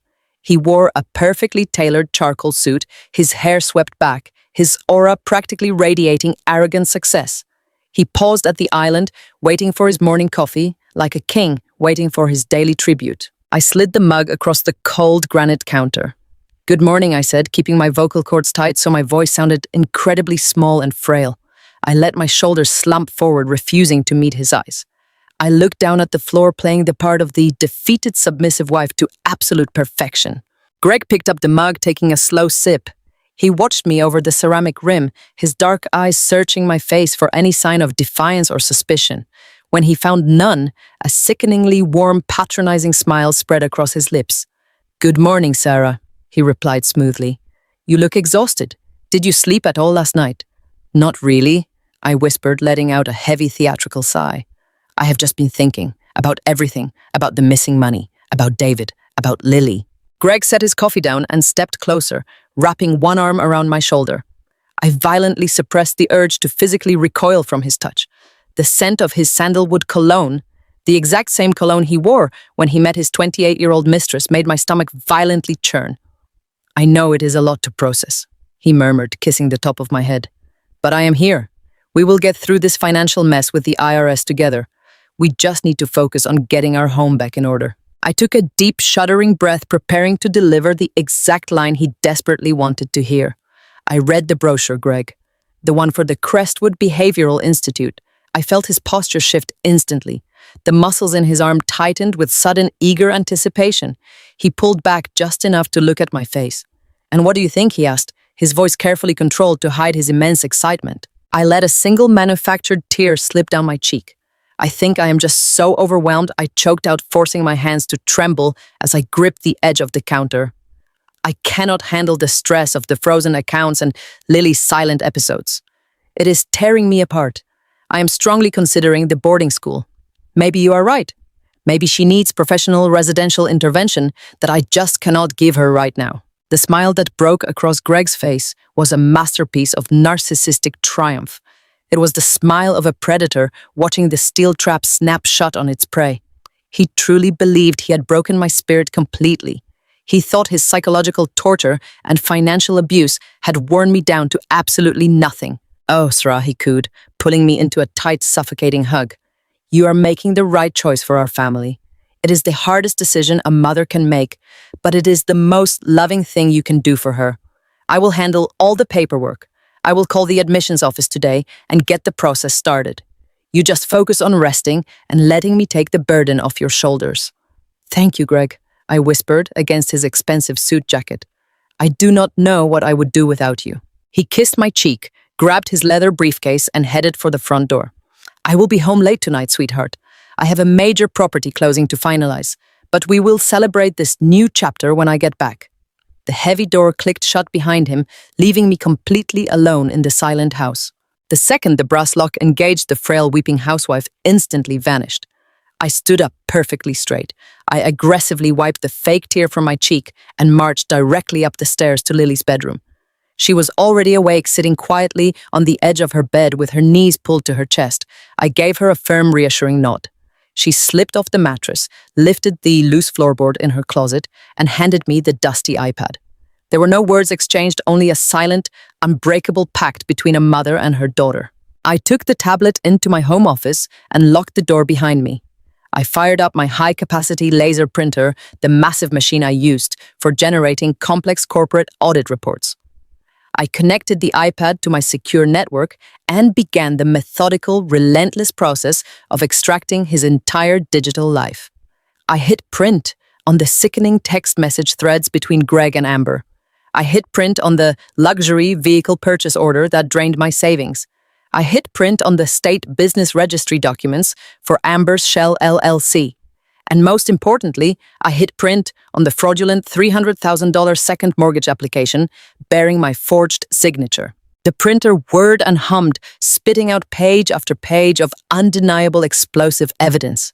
The rhythmic sound of the machine was the sweetest music I had ever heard. It was the sound of a guillotine being slowly cranked to the very top of the scaffold. I took the audio files of Greg terrorizing my daughter and copied them onto 3 separate, highly encrypted flash drives. I slid the thick stack of printed documents into a heavy, reinforced leather portfolio. I was no longer a victim. I was an architect of destruction. By 10 o'clock in the morning, I was pulling my car into the underground parking garage of a sleek, glass-fronted office building in downtown.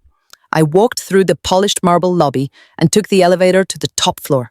I was not there to see a therapist or a grief counselor. I was there to see Patricia. Patricia was a senior partner at the most ruthless family law firm in the state. She was a woman in her late 50s with sharp, analytical eyes, a perfectly tailored ivory suit, and a legendary reputation for completely destroying fraudulent husbands in open court. She did not deal in emotions or tearful apologies. She dealt in hard facts, undeniable leverage, and absolute victory. I was ushered into her expansive corner office. Patricia sat behind a massive mahogany desk reviewing a thick legal file. She looked up as I entered, gesturing for me to sit in the heavy leather chair opposite her. "Sarah," she said, her voice brisk and highly professional. "You sounded incredibly urgent on the phone. What exactly are we dealing with today?" I did not waste a single second with pleasantries. I unzipped my leather portfolio and dropped the massive stack of printed documents directly onto her immaculate desk. "I am dealing with a thief, a forger, and a predator," I stated, my voice as cold and hard as a diamond. "And I need to utterly annihilate him." Patricia leaned forward, her interest visibly piqued. She picked up her reading glasses and began to flip through the pages. I sat in absolute silence as she absorbed the sheer magnitude of Greg's deception. She read the text messages outlining his vile plan to institutionalize my daughter. She reviewed the banking wire transfers draining my $150,000 life savings. She studied the fraudulent mortgage paperwork and the state registry filings for his mistress' shell company. For 10 solid minutes, the only sound in the expansive office was the crisp turning of paper. When Patricia finally reached the end of the stack, she took off her glasses and looked at me. The professional, detached demeanor had completely shifted into something incredibly fierce and predatory. He forged your signature on a commercial real estate loan using a corrupt notary, she said, tapping her manicured fingernail against the mortgage document.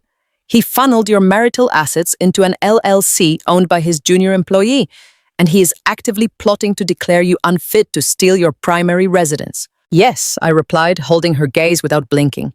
He thinks I am entirely broke. He thinks I am too mentally exhausted to fight back. He gave me an ultimatum this morning. Sign the papers to send my silent 14-year-old daughter to a behavioral lockdown facility, or he will file for an emergency divorce and throw me out on the street. Patricia leaned back in her heavy leather chair, a slow, dangerous smile spreading across her face. He is incredibly arrogant, she noted. That is always their fatal flaw. They think because a woman is grieving and agreeable, she is inherently stupid. I reached into my pocket and placed one of the encrypted flash drives on the table between us. It is worse than just financial fraud, Patricia. That drive contains audio recordings. He has been systematically terrorizing my daughter when I am not home. He threatened to lock her in a padded asylum if she ever exposed his affair. That is why she stopped speaking. He stole her voice. Patricia's eyes hardened into dark obsidian. The smile vanished, replaced by the lethal focus of a veteran prosecutor. In family law, financial fraud is a daily occurrence, she said quietly. But child intimidation to cover up felony forgery. That is not just a messy divorce, Sarah. That is a one-way ticket to a federal penitentiary. What is our strategy? I asked, leaning forward. Do I confront him tonight? Do I call the police and show them the forgery right now? No, Patricia commanded, instantly holding up her hand to stop me. If you confront him now, he will panic. He has wealthy connections and a corrupt notary in his pocket. He will immediately claim you hacked his devices, fabricated the texts, and transferred the funds yourself in a fit of hysterical grief. He will use your current emotional state against you. We cannot let him control the narrative. We need him to dig his own grave so deep he can never climb out. So what do? I asked. You do exactly what you did this morning, Patricia instructed, her voice radiating absolute chilling authority. You play the broken submissive wife. You let him believe he is winning. You let him think he has completely isolated and defeated you. We are going to let him make the very first legal move. I frowned, slightly confused. Why would we let him strike first? Because he is planning to file an emergency ex parte motion for exclusive possession of your home, Patricia explained, a predatory glint returning to her eyes. To do that, he has to submit a sworn notarized affidavit to a family court judge. He has to legally declare, under penalty of perjury, that you are broke and unstable and a danger to your daughter. He has to document his fabricated IRS story. He has to lie to the court in writing. I nodded slowly, the brilliant, ruthless logic of her strategy finally dawning on me. Right now, these texts are just digital gossip, Patricia continued. But the second he signs a sworn affidavit full of lies and files it with the county clerk, he commits felony perjury on the official record. He hands us the exact weapon we need to destroy him. We will blindside him in the courtroom. We will let him stand up in front of the judge, spew his arrogant lies, and right when he thinks he has won, we will drop this fortress of evidence directly on his head. The judge will not just deny his motion. The judge will order him taken into custody from the plaintiff table. The sheer perfection of the plan sent a thrill of pure adrenaline racing through my veins. It was the ultimate audit. He was going to present his fraudulent ledger to the court, and I was going to produce the irrefutable receipts that proved he was a criminal. I will play the part, I said, my voice echoing with pure icy resolve. I will serve him dinner. I will wash his clothes. I will look him in the eye and pretend I'm completely surrendering. Good, Patricia said, sliding the massive stack of documents into a secure steel lockbox behind her desk.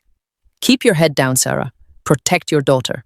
Install whatever hidden security cameras you need to capture his behavior in the home. Do not give him a single reason to suspect you know the truth. Let his massive ego be the heavy anchor that drags him straight to the bottom of the ocean. I stood up from the leather chair feeling stronger and more dangerous than I ever had in my entire life. Thank you, Patricia. Do not thank me yet, she smiled coldly. Thank me when we watch them put him in handcuffs. I walked out of the law firm and stepped into the bright downtown sunlight. The crushing weight of betrayal was completely gone, replaced by the sharp, highly focused energy of a woman marching to war. Greg wanted to play a game of deception and destruction. He wanted to push me into a corner and see what I was made of.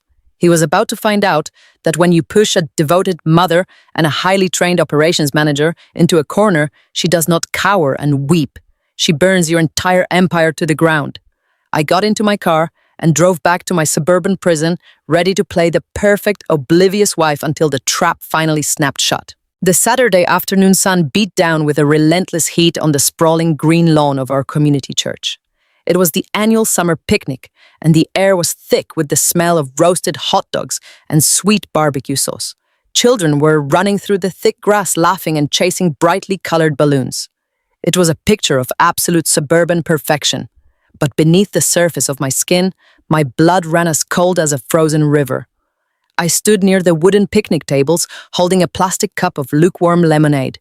I wore a simple yellow sundress to perfectly play the part of the cheerful, compliant, and entirely oblivious wife. Greg was absolutely in his element. He wore a crisp pastel polo shirt and expensive khaki shorts. He looked exactly like the cover model for a wealthy lifestyle magazine. He moved through the massive crowd of church elders and local business owners with practiced ease. He shook hands with everyone he met. He patted the shoulders of the men and offered charming compliments to the women. He flashed that brilliant white smile that used to make my heart flutter, but now only made my empty stomach violently churn. He was playing the role of the devoted, successful community leader to absolute perfection. I watched him from a distance, sipping my drink and forcing a placid, tired smile onto my face every time someone walked past me. I had to maintain the illusion at all costs. Patricia Maitri, my ruthless attorney, had told me to let him feel completely victorious. I had to let his massive ego inflate until it finally violently popped. My 14-year-old daughter Lily was sitting quietly on a checkered blanket under the shade of a massive oak tree, far away from the noisy crowd. She had her knees pulled tightly to her chest, and she was staring blankly at the grass. She had not spoken a single word all morning. When we were in the car driving to the church, Greg had glanced at her through the rearview mirror with a look of pure, unfiltered disgust. He hated that she was not performing the role of the happy stepdaughter. I knew exactly why she was silent. I knew about the psychological torture he inflicted upon her behind my back. Every protective maternal instinct inside my body was screaming at me to grab my daughter and run far away. But I knew that running would leave me destitute and leave Greg completely unpunished. I had to stay.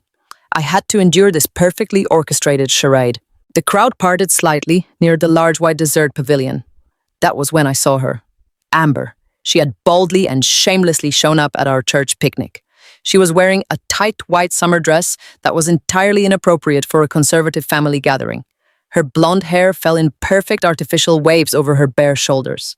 She laughed loudly, throwing her head back at a joke someone made at the refreshment table.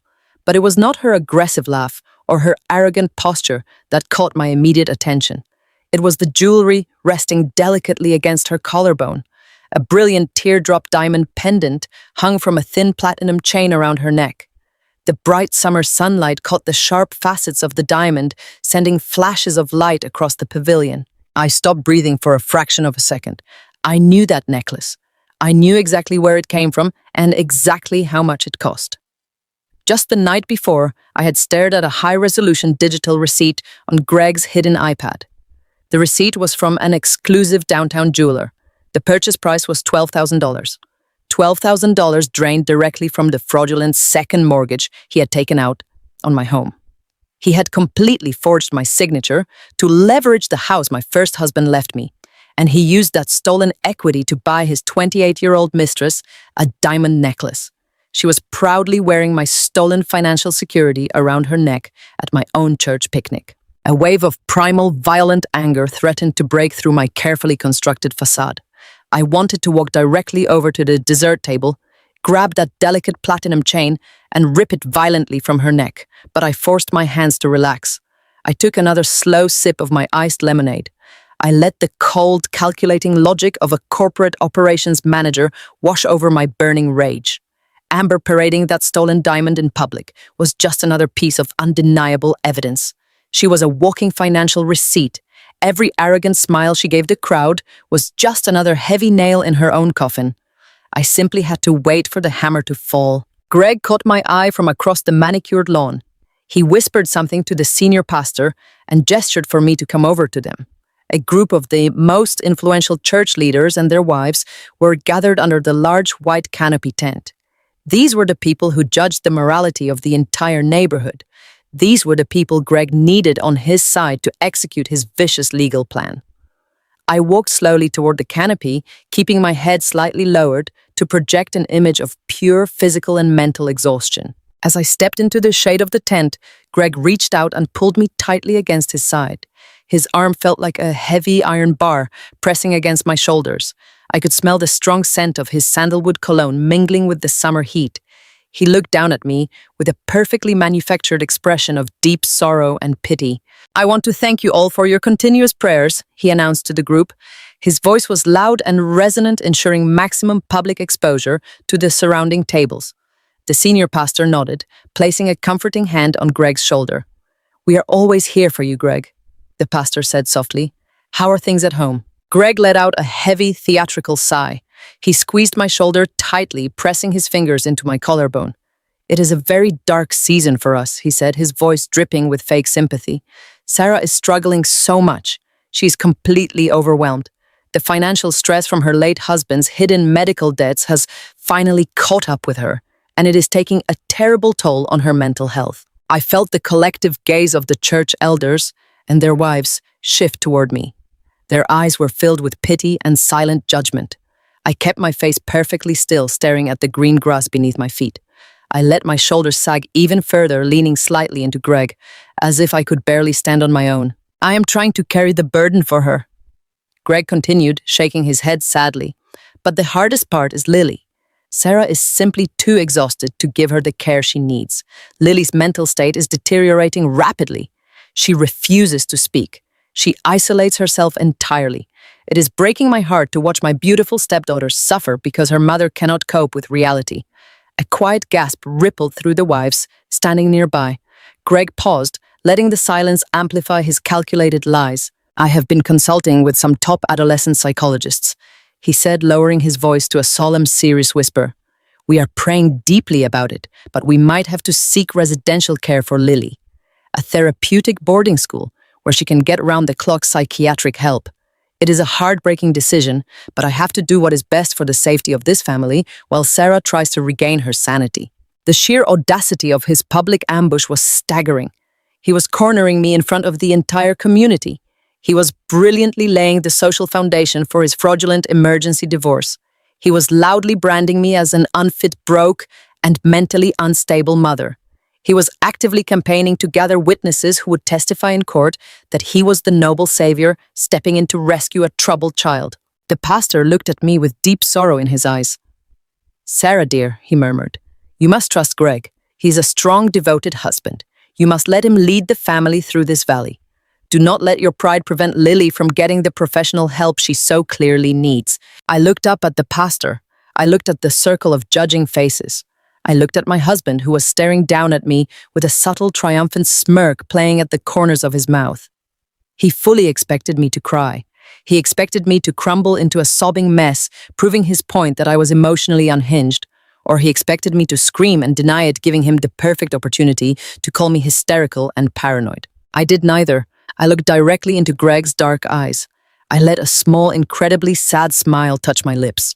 "You are right, Greg," I whispered, keeping my voice entirely submissive and quiet. "I am just so tired. I know you're only doing what you think is best for us." Greg's smirk widened into a full arrogant smile. He patted my shoulder again, looking completely victorious. "See," he said to the crowd, "we will get through this with faith and patience." The group murmured their approval and slowly dispersed to grab more food. Greg turned away to speak with a local bank manager, leaving me alone under the edge of the canopy. I stood quietly in the shade, my hands folded neatly in front of my yellow dress. I was completely surrounded by people who firmly believed I was a broken, destitute failure of a mother.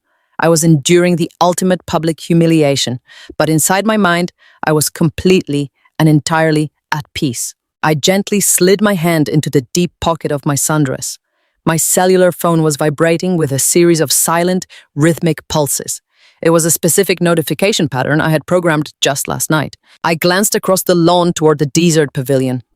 Amber was gone. The tight white dress and the stolen $12,000 diamond necklace were nowhere to be seen. I discreetly scanned the picnic tables, the parking lot, and the church entrance. She was completely absent from the gathering. My heart gave a steady, powerful beat of pure triumph. I knew exactly where she was. When Greg and I left the house this morning, I had deliberately left my home office door unlocked. I had intentionally left a decoy file folder sitting openly on the center of my desk, labeled with the name of a local bankruptcy attorney. I knew Greg had given Amber a spare key to my house. The text messages on the hidden iPad had confirmed she had been sleeping in my guest room while I was away on regional business trips. I also knew that Amber was growing incredibly impatient. She wanted me out of the house immediately. She wanted to drastically speed up the divorce timeline so she could move in. I had predicted she would use the distraction of the crowded church picnic to slip away, drive to my house, and snoop through my personal belongings to see exactly how broke I really was. What Amber did not know was that a brand new high-definition motion-activated nanny camera was currently mounted directly to the center of my living room ceiling. It was perfectly disguised as a standard carbon monoxide detector. It had a wide-angle lens that captured the entire living room, the front entryway, and the hallway leading directly to my home office. It was connected to my secure cellular network, recording crystal-clear video and high-fidelity audio straight to my private cloud server. As I stood on the church lawn, listening to the distant sound of the choir singing a joyful hymn, I pictured the scene unfolding back at my house. I pictured Amber unlocking my front door with her stolen key. I pictured her walking across my hardwood floors, her high heels clicking loudly in the empty house. I pictured her snooping through my mail, opening my desk drawers, and greedily touching my personal belongings. She thought she was being incredibly clever.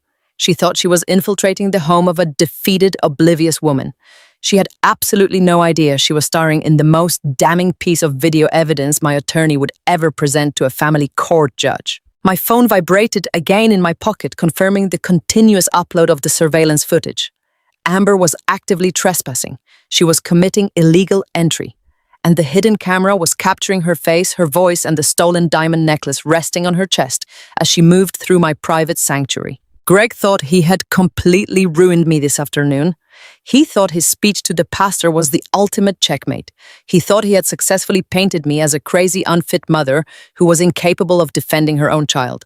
But while he was busy shaking hands and building his fake narrative, his greedy mistress was actively handing me the exact weapon I needed to destroy them both. I took a deep breath of the warm summer air. The smell of barbecue no longer made me sick. It smelled like absolute victory. I turned and walked toward the parking lot, keeping my head down and my posture meek to maintain the illusion for anyone watching. I was going to go home. I was going to lock my bedroom door. I was going to download the flawless surveillance footage of Amber trespassing in my house. And I was going to add it to the massive digital fortress I was building with Patricia. The game was no longer about saving my marriage. The game was no longer about crying over stolen money. It was about orchestrating a flawless, calculated execution. Greg had confidently backed me into a corner, assuming I would simply surrender. He was about to learn that a mother protecting her child does not surrender. She simply waits for the perfect moment to strike. And Greg had just handed me the final nail for his own coffin. The Friday morning air was thick and oppressively humid, pressing heavily against the glass of the kitchen windows. I sat alone at the granite island holding a ceramic mug of black coffee that had gone completely cold hours ago. I was waiting in absolute silence. Patricia and my ruthless family law attorney had warned me that predators like Greg always moved with extreme speed once they believed their prey was entirely trapped and defenseless. Greg had spent the entire past week methodically planting the dark seeds of my destruction. He had successfully portrayed me as an unstable, destitute, and negligent mother to the senior pastor, the church elders, and our entire community network. He had paved the psychological road for his ultimate betrayal. Now it was time for his final legal strike. I did not have to wait very long.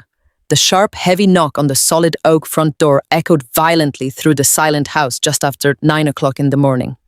Greg had conveniently left the house over an hour early, claiming he had a vital breakfast meeting with a local commercial developer. He wanted to be far away from the blast zone when the bomb finally detonated.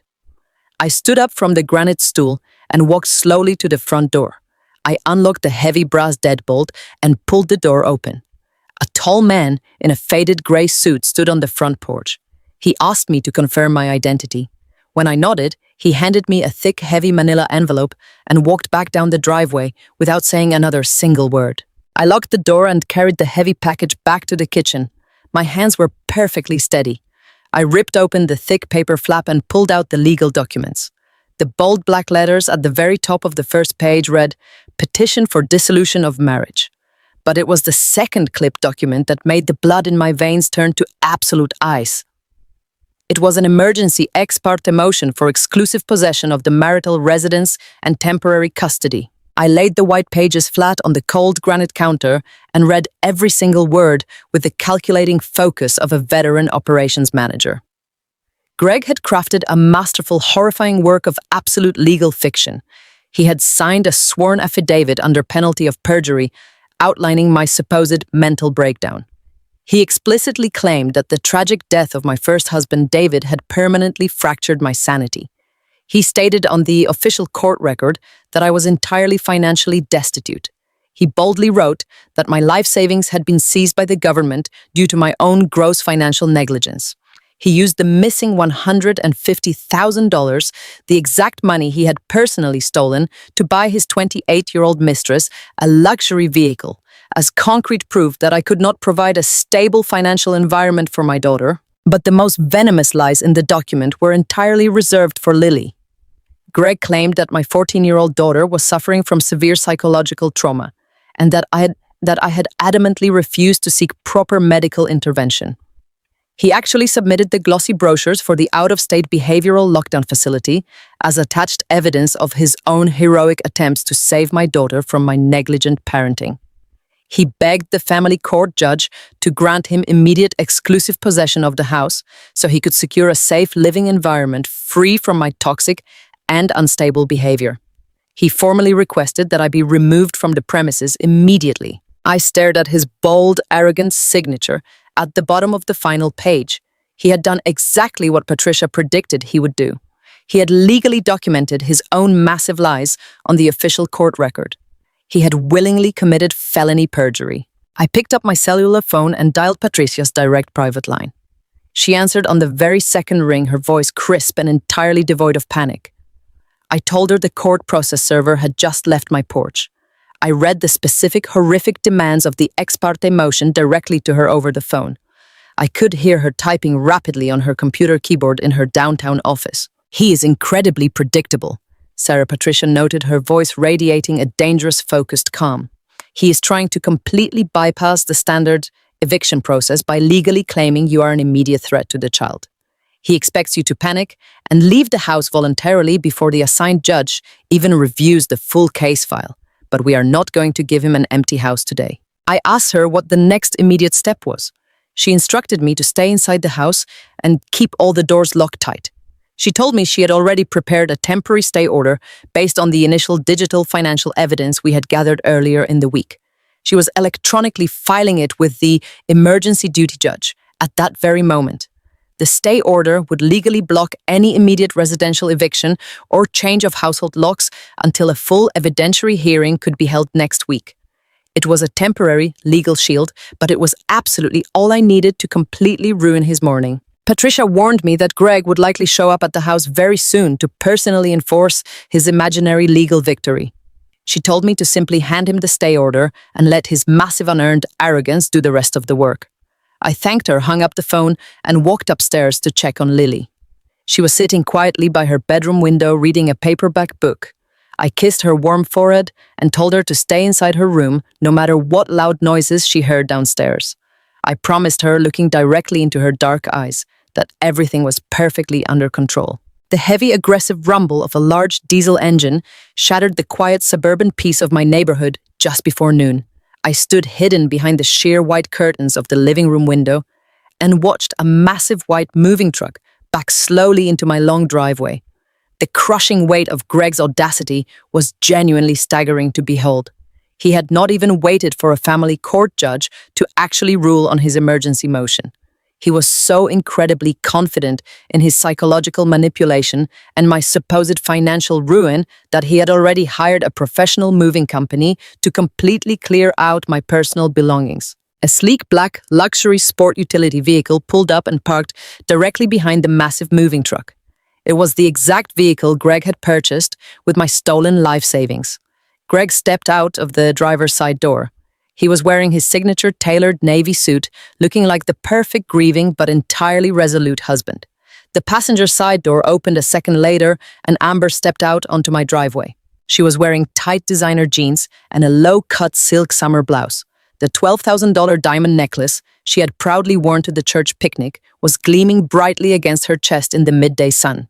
She was carrying a metal clipboard and pointing aggressively at my front door, loudly instructing the moving men on where to go. She was treating my home, the home I had paid for with my first husband, like a newly conquered territory. I watched silently as Greg walked over to a third smaller vehicle that had just parked on the street curb. A man in a blue work uniform stepped out carrying a heavy metal toolbox. It was a local neighborhood locksmith.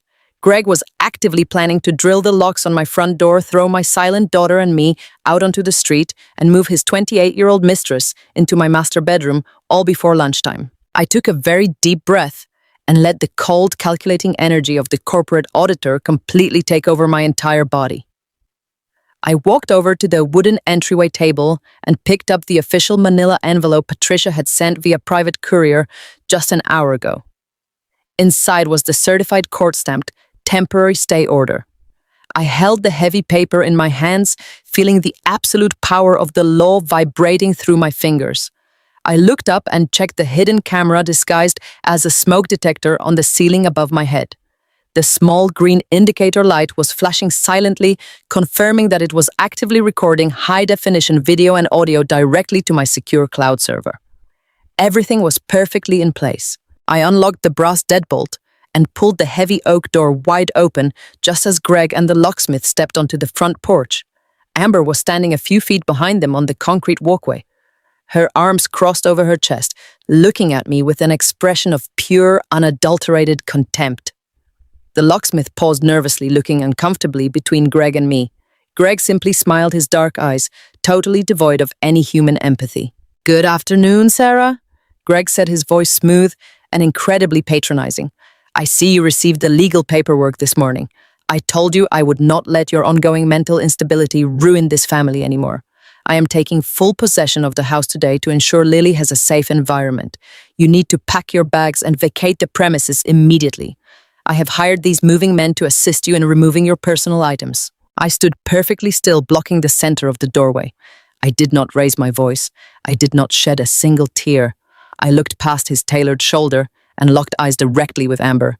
She let out a loud, arrogant scoff. "Come on, Sarah," Amber said, her voice grating and highly aggressive. "Do not make this harder than it has to be.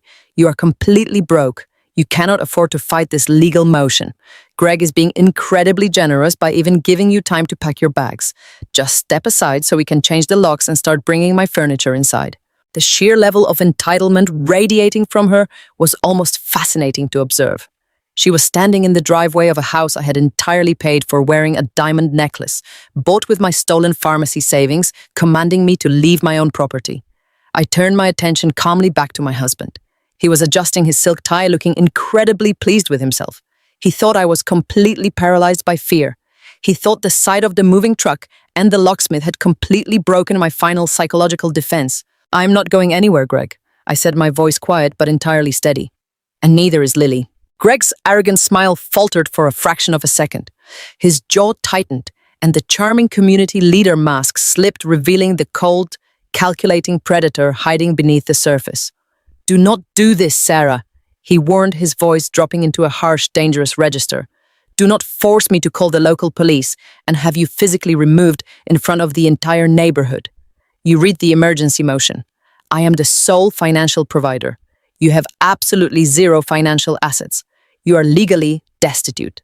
The court will clearly see that you cannot maintain this property or care for that defective child." I slowly raised my right hand and held out the thick, certified document Patricia had provided. I kept my hand perfectly steady. I did not flinch as Greg angrily snatched the paper from my fingers. "What is this?" he demanded, his eyes scanning the bold legal print at the top of the page. "It is a temporary stay order," I explained calmly, watching his eyes dart across the dense paragraphs.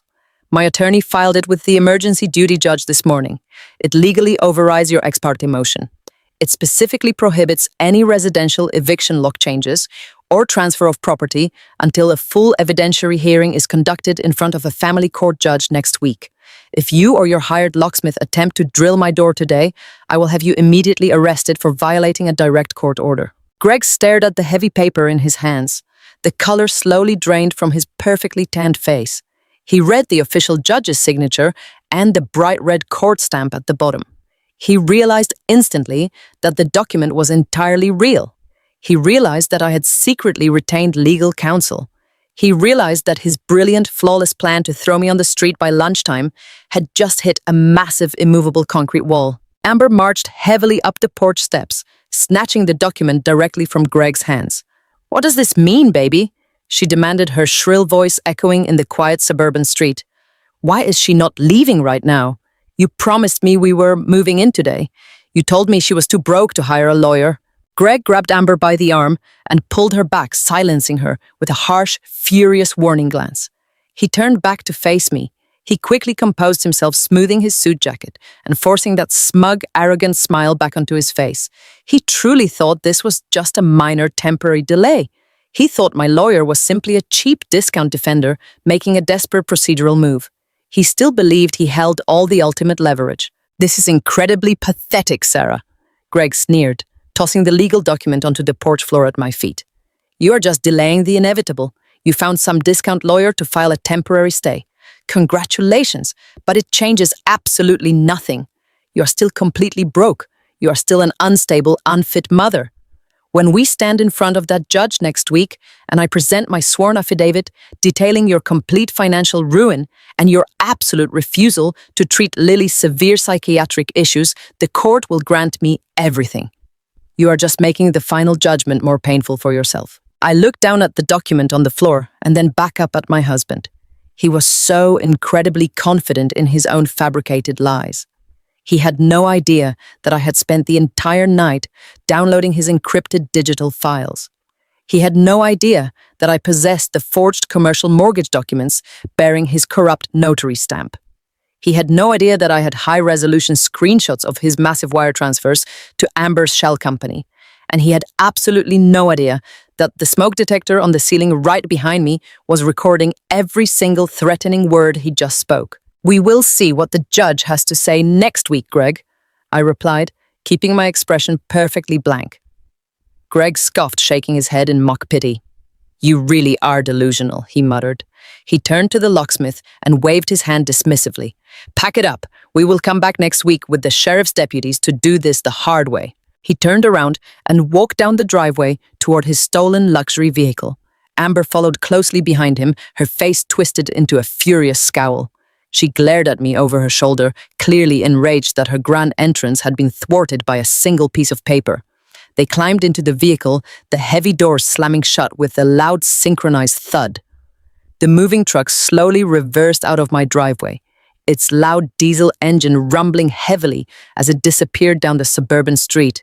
I stood alone on the porch and watched them drive away.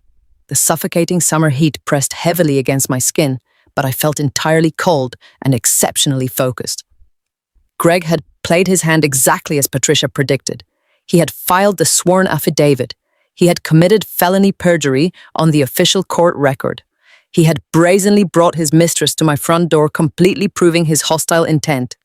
He truly believed he was simply waiting for a rubber stamp from a family court judge to finalize his total victory. I bent down and carefully picked up the stay order from the wooden porch.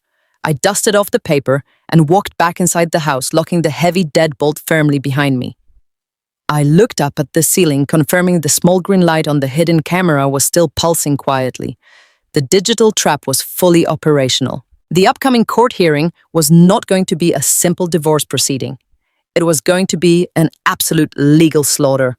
Greg was going to walk into that courtroom wearing his expensive suit and his pious community leader mask. He was going to stand before the judge and confidently recite his fabricated story about my mental collapse and my financial destitution. And then Patricia and I were going to systematically dismantle his entire life. We were going to present the forged signature on the massive commercial loan. We were going to track the stolen home equity directly into his mistress's bank accounts. And we were going to play the horrifying audio recordings of him terrorizing my silent, traumatized daughter. He thought he was preparing for an easy residential eviction. He was actually preparing for his own criminal indictment. I walked into the kitchen and poured the cold coffee down the stainless steel sink. I did not need to play the broken, exhausted wife anymore today. I walked upstairs to Lily's room and opened the heavy wooden door. She was sitting on her bed holding a book, but her eyes were fixed anxiously on my face. She had heard the loud diesel engine of the moving truck and the aggressive voices on the front porch. I walked over and sat beside her on the edge of the mattress. I reached out and gently smoothed her dark hair back from her forehead. She looked at me with silent, questioning eyes, asking if the monster was coming inside to take us away. I smiled at my daughter, a genuine, fierce smile of pure, absolute protection. "He is gone, Lily," I whispered, pulling her into a tight, warm embrace. "He is gone for today, and next week we are going to make sure he goes away forever. I promise you." The heavy mahogany doors of the county family courthouse swung open with a deep, echoing thud. I stepped into the expansive, high-ceilinged corridor and felt the immediate chill of the institutional air conditioning. The marble floors gleamed under the harsh fluorescent lights, reflecting the sterile, unforgiving nature of the legal system. I walked beside my attorney, Patricia. She wore a flawless charcoal gray suit, her posture radiating absolute authority and predatory calm. I wore a simple, conservative navy blue dress. I kept my hair pulled back tightly and my makeup minimal. I needed the judge to see a serious, focused mother, not the hysterical, broken woman my husband desperately wanted to portray.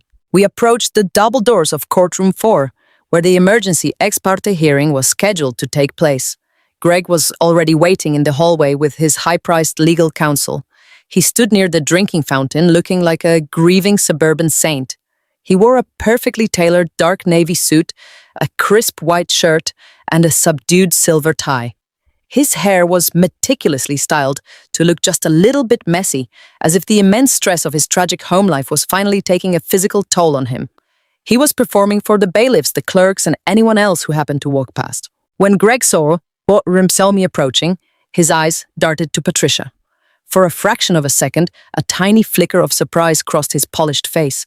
He had expected me to show up entirely alone, completely paralyzed by fear and lacking any professional representation. But the surprise vanished almost instantly, replaced by a look of arrogant amusement. He clearly believed Patricia was just a desperate last-minute hire paid for with whatever meager credit cards I had left. He thought he had completely outsmarted me.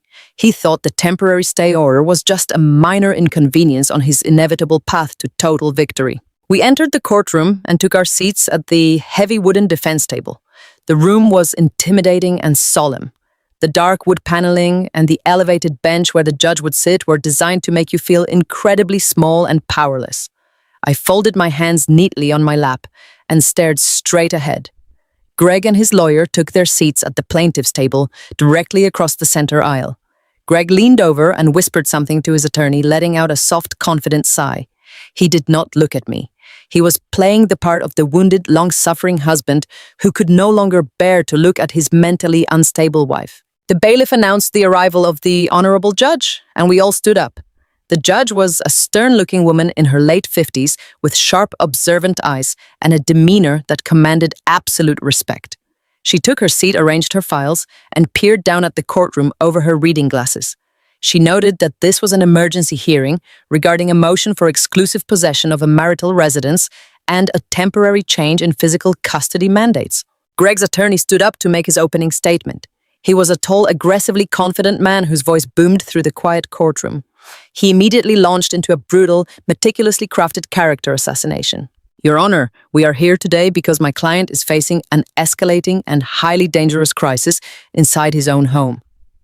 The attorney began, his tone dripping with manufactured concern. We are dealing with a tragic situation where a mother has completely lost her grip on reality following the death of her first husband. My client, Greg, has spent the last 3 years trying to hold this broken family together. He has provided absolute financial and emotional support, but the situation has deteriorated beyond his control. I sat perfectly still, forcing my breathing to remain slow and even. Patricia sat beside me, entirely motionless, her sharp eyes fixed intensely on the opposing lawyer. The attorney continued painting a horrifying and completely fabricated picture of my life. He told the judge that I was entirely financially destitute. He claimed that I had grossly mismanaged my personal savings, resulting in a massive government seizure of my accounts. He explicitly stated that my complete lack of financial responsibility proved I was entirely incapable of maintaining the household or providing for my daughter. But the financial ruin is only a symptom of a much deeper psychological collapse, the lawyer argued, taking a slow, dramatic step toward the center of the room. The true tragedy here, Your Honor, is the effect this environment is having on a highly vulnerable 14-year-old girl. Lily's mental state is in severe jeopardy. She is suffering from profound selective mutism and severe withdrawal. She lives in a state of constant anxiety. And what is her mother's response to this crisis? Absolute negligent denial. The lawyer walked back to his table and picked up a glossy informational packet. I recognized it immediately. It was the exact same brochure for the out-of-state behavioral lockdown facility that Greg had slammed onto my kitchen counter. My client has researched the best therapeutic boarding schools in the country, the attorney stated, holding the brochure up for the judge to see. He has desperately tried to intervene and get his stepdaughter the intensive round-the-clock psychiatric care she so desperately needs. He has offered to finance this residential treatment completely on his own. But the respondent, Sarah, adamantly refuses to sign the admission papers. She's actively blocking her child from receiving emergency medical care because she's too trapped in her own mental breakdown to see reason. I watched the judge as she listened to these venomous lies. She frowned slightly, looking down at the paperwork in front of her and then looking directly over at me. Her expression was highly skeptical. Greg had successfully weaponized my daughter's silence and my first husband's death to make me look like a completely unstable monster. The judge was clearly taking his narrative seriously. In family court, the safety of a child is the ultimate priority, and Greg's lawyer was playing that specific card with absolute ruthless precision. Therefore, Your Honor, the attorney concluded, his voice rising with righteous indignation, we request that my client be granted immediate, exclusive possession of the marital residence. The respondent must be removed from the home so that my client can secure a safe, stable environment and take the necessary legal steps to ensure the minor child receives immediate residential psychiatric care. The lawyer sat down and the courtroom fell into a heavy, suffocating silence. Greg kept his head bowed, looking down at his hands as if the entire ordeal was breaking his heart. It was a flawless, terrifying performance.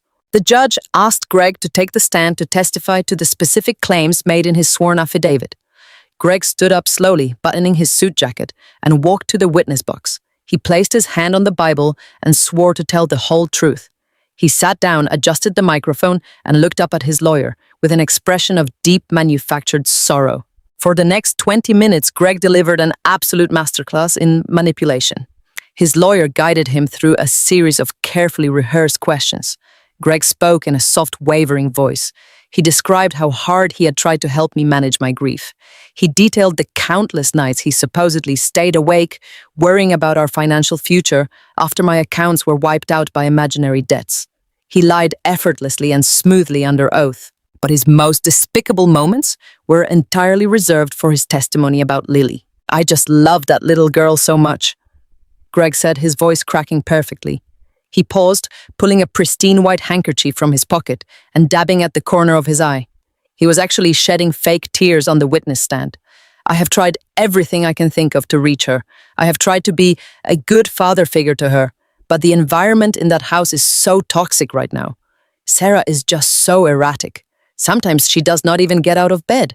Lily just creeps around the house totally terrified and completely silent. It breaks my heart into a million pieces. I gripped my hands tightly together under the heavy wooden table. My fingernails dug so deeply into my palms that the skin felt raw. Hearing him talk about my daughter in that condescending, pitying tone made a violent, primal rage burn in my throat. He was the monster who had terrorized her into silence. He was the predator who had threatened to lock her in a padded asylum if she ever told anyone about his 28-year-old mistress. And now he was sitting on a witness stand in a court of law, using her trauma as a weapon to steal the house I paid for.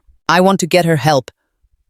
Greg continued looking directly at the judge with his dark, manipulative eyes. I found a wonderful therapeutic facility. It has a beautiful campus and amazing doctors. She would be safe there. She would be away from the chaos. But Sarah just will not let her go. She screams at me whenever I bring it up. She is totally irrational. I am terrified of what will happen to Lily if we do not intervene right now. The judge nodded slowly, making a note on her legal pad. She looked deeply concerned by Greg's emotional testimony. She looked over at me again, and I could see the heavy weight of judgment in her eyes. She was looking at me as if I were a negligent, failed mother who was actively destroying her own child. I need exclusive possession of the house. Your Honor, Greg pleaded, his voice dropping into a desperate whisper. I need Sarah removed from the premises so I can restore peace and order. I am willing to bear the financial burden of the mortgage and all the household expenses. I just want to protect my family. Please do not let Sarah's mental instability ruin that little girl's life. Thank you, Greg, the opposing attorney said gently. No further questions, Your Honor. Greg stood up from the witness stand.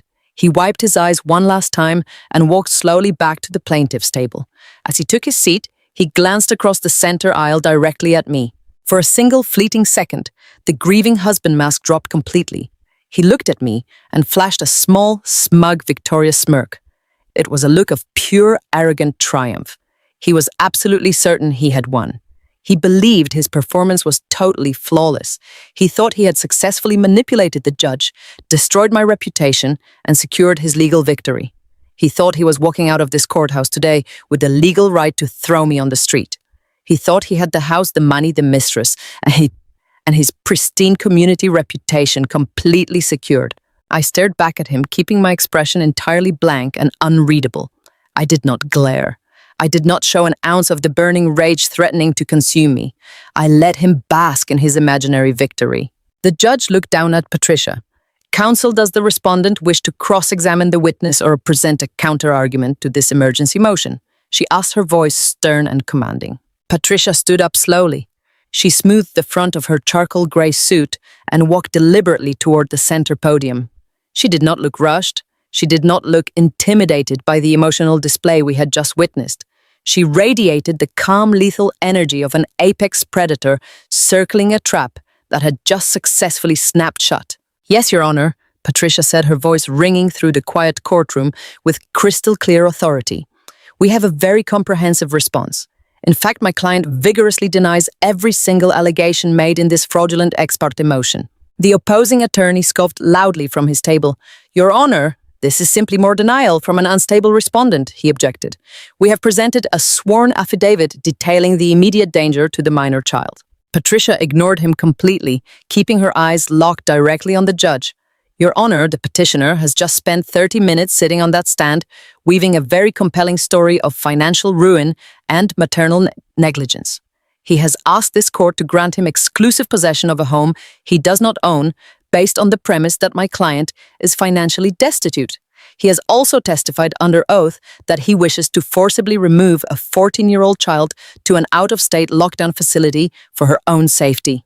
The judge frowned, leaning forward. That is the substance of the petition, Counselor. What is your counter-argument? Our argument, Your Honor, Patricia said, pulling a heavy encrypted flash drive and a thick stack of printed documents from her briefcase, is that the petitioner has just committed rampant, premeditated felony perjury in your courtroom." The entire room went dead silent. Greg's smug smirk instantly vanished. His posture stiffened, his dark eyes darting nervously toward his attorney. "We have concrete, irrefutable evidence that my client is not financially destitute due to mismanagement." Patricia continued, her voice rising in power and volume. "She's missing $150,000 in life savings because her husband secretly wired those exact funds to a luxury car dealership. He'd purchased a vehicle for his 28-year-old mistress Amber, 8-year-old. "Objection!" the opposing attorney shouted, jumping to his feet, his face turning bright red. "These are baseless, slanderous accusations intended to distract the court. I have the digital wire transfer receipts right here, Your Honor," Patricia said, ignoring the outburst and holding up a stack of paper. "I also have the text messages between the petitioner and his mistress explicitly discussing this theft and laughing about deceiving his wife." The judge's eyes widened. She held out her hand, approached the bench counselor. "Hand me those documents." Patricia walked forward and placed the first set of evidence directly into the judge's hands. "But that is merely the beginning of the financial fraud, Your Honor," Patricia stated, returning to the podium. "The petitioner also forged my client's signature on a $300,000 commercial second mortgage against her fully owned residential property. He utilized a corrupt notary public to finalize the loan and immediately transferred the stolen equity into a shell corporation registered entirely in his mistress's name." Greg's face turned the color of wet ash. He gripped the edge of the heavy wooden table so tightly his knuckles turned stark white. He opened his mouth to speak, but no sound came out. The absolute terror of exposure was finally setting in. "This is an outrage," the opposing lawyer stammered, looking frantically at Greg for an explanation he clearly did not have. "Your Honor, we demand to know the source of these documents." "The source is the petitioner's own synchronized digital devices," Patricia countered sharply. "But the financial theft is not the reason we are asking for an immediate arrest warrant today." "An arrest warrant?" the judge asked, her voice dropping into a dangerous whisper as she scanned the forged mortgage documents. "Yes, Your Honor," Patricia said, turning slowly to look directly at Greg. "The petitioner testified that he wants to send his stepdaughter to a psychiatric facility because she's traumatized and completely silent. What he failed to mention is that he is the direct cause of her silence. We have high-fidelity audio recordings captured inside the marital home. These recordings explicitly feature the petitioner verbally abusing the minor child. More importantly, we have audio of the petitioner directly threatening to lock the child in a mental asylum if she ever exposed his affair to her mother. He actively terrorized a 14-year-old girl into a state of selective mutism to protect his felony financial fraud." The courtroom air grew incredibly thin. The silence was absolute and totally deafening. Greg looked like a man who had just been struck by a high-speed train. His breathing was shallow and erratic. The pristine saintly mask he had worn into the courtroom had completely shattered, revealing the monstrous, calculating predator beneath. He had walked into this building expecting to evict a broken, helpless widow. He had sworn an oath and lied to a powerful judge. He thought his secrets were permanently safe. But as Patricia pulled out the final stack of high-resolution surveillance photographs showing Amber trespassing inside my home, wearing the stolen diamond necklace, I knew the war was already over. I sat quietly at the defense table, my hands folded neatly in my lap. I looked at the man who, the suffocating silence of courtroom 4 was heavy enough to crush a person's lungs. I sat perfectly still at the heavy wooden defense table, keeping my posture completely rigid and my expression entirely blank. The fluorescent lights overhead buzzed with a low, continuous electric hum, casting harsh shadows across the polished mahogany walls. The judge, an imposing woman with sharp, calculating eyes and a demeanor of absolute authority, stared down at the massive stack of explosive financial documents Patricia had just handed to her. The tension in the room was a living, breathing entity. Greg was sitting across the center aisle at the plaintiff's table. His perfect posture had begun to stiffen, and the saintly, grieving husband mask was beginning to slip slightly at the edges, but his monumental narcissism kept him firmly anchored to his delusions. He still firmly believed he was the smartest person in the entire building. He adjusted his expensive silk tie and leaned back in his heavy leather chair. He shot me a covert, arrogant smirk. He truly thought that financial fraud was just a minor technicality his high-priced lawyer could somehow explain away. He still thought he had the ultimate leverage over my daughter. He thought he was walking out of this courthouse with the keys to my home and the legal authority to lock my traumatized child in a remote psychiatric facility. The judge took a deep, steadying breath and adjusted her reading glasses. She looked directly at Patricia and then shifted her piercing gaze to me. "Counselor," the judge said, her voice echoing loudly against the dark walls. "You have presented severe allegations of financial fraud and forgery against the petitioner.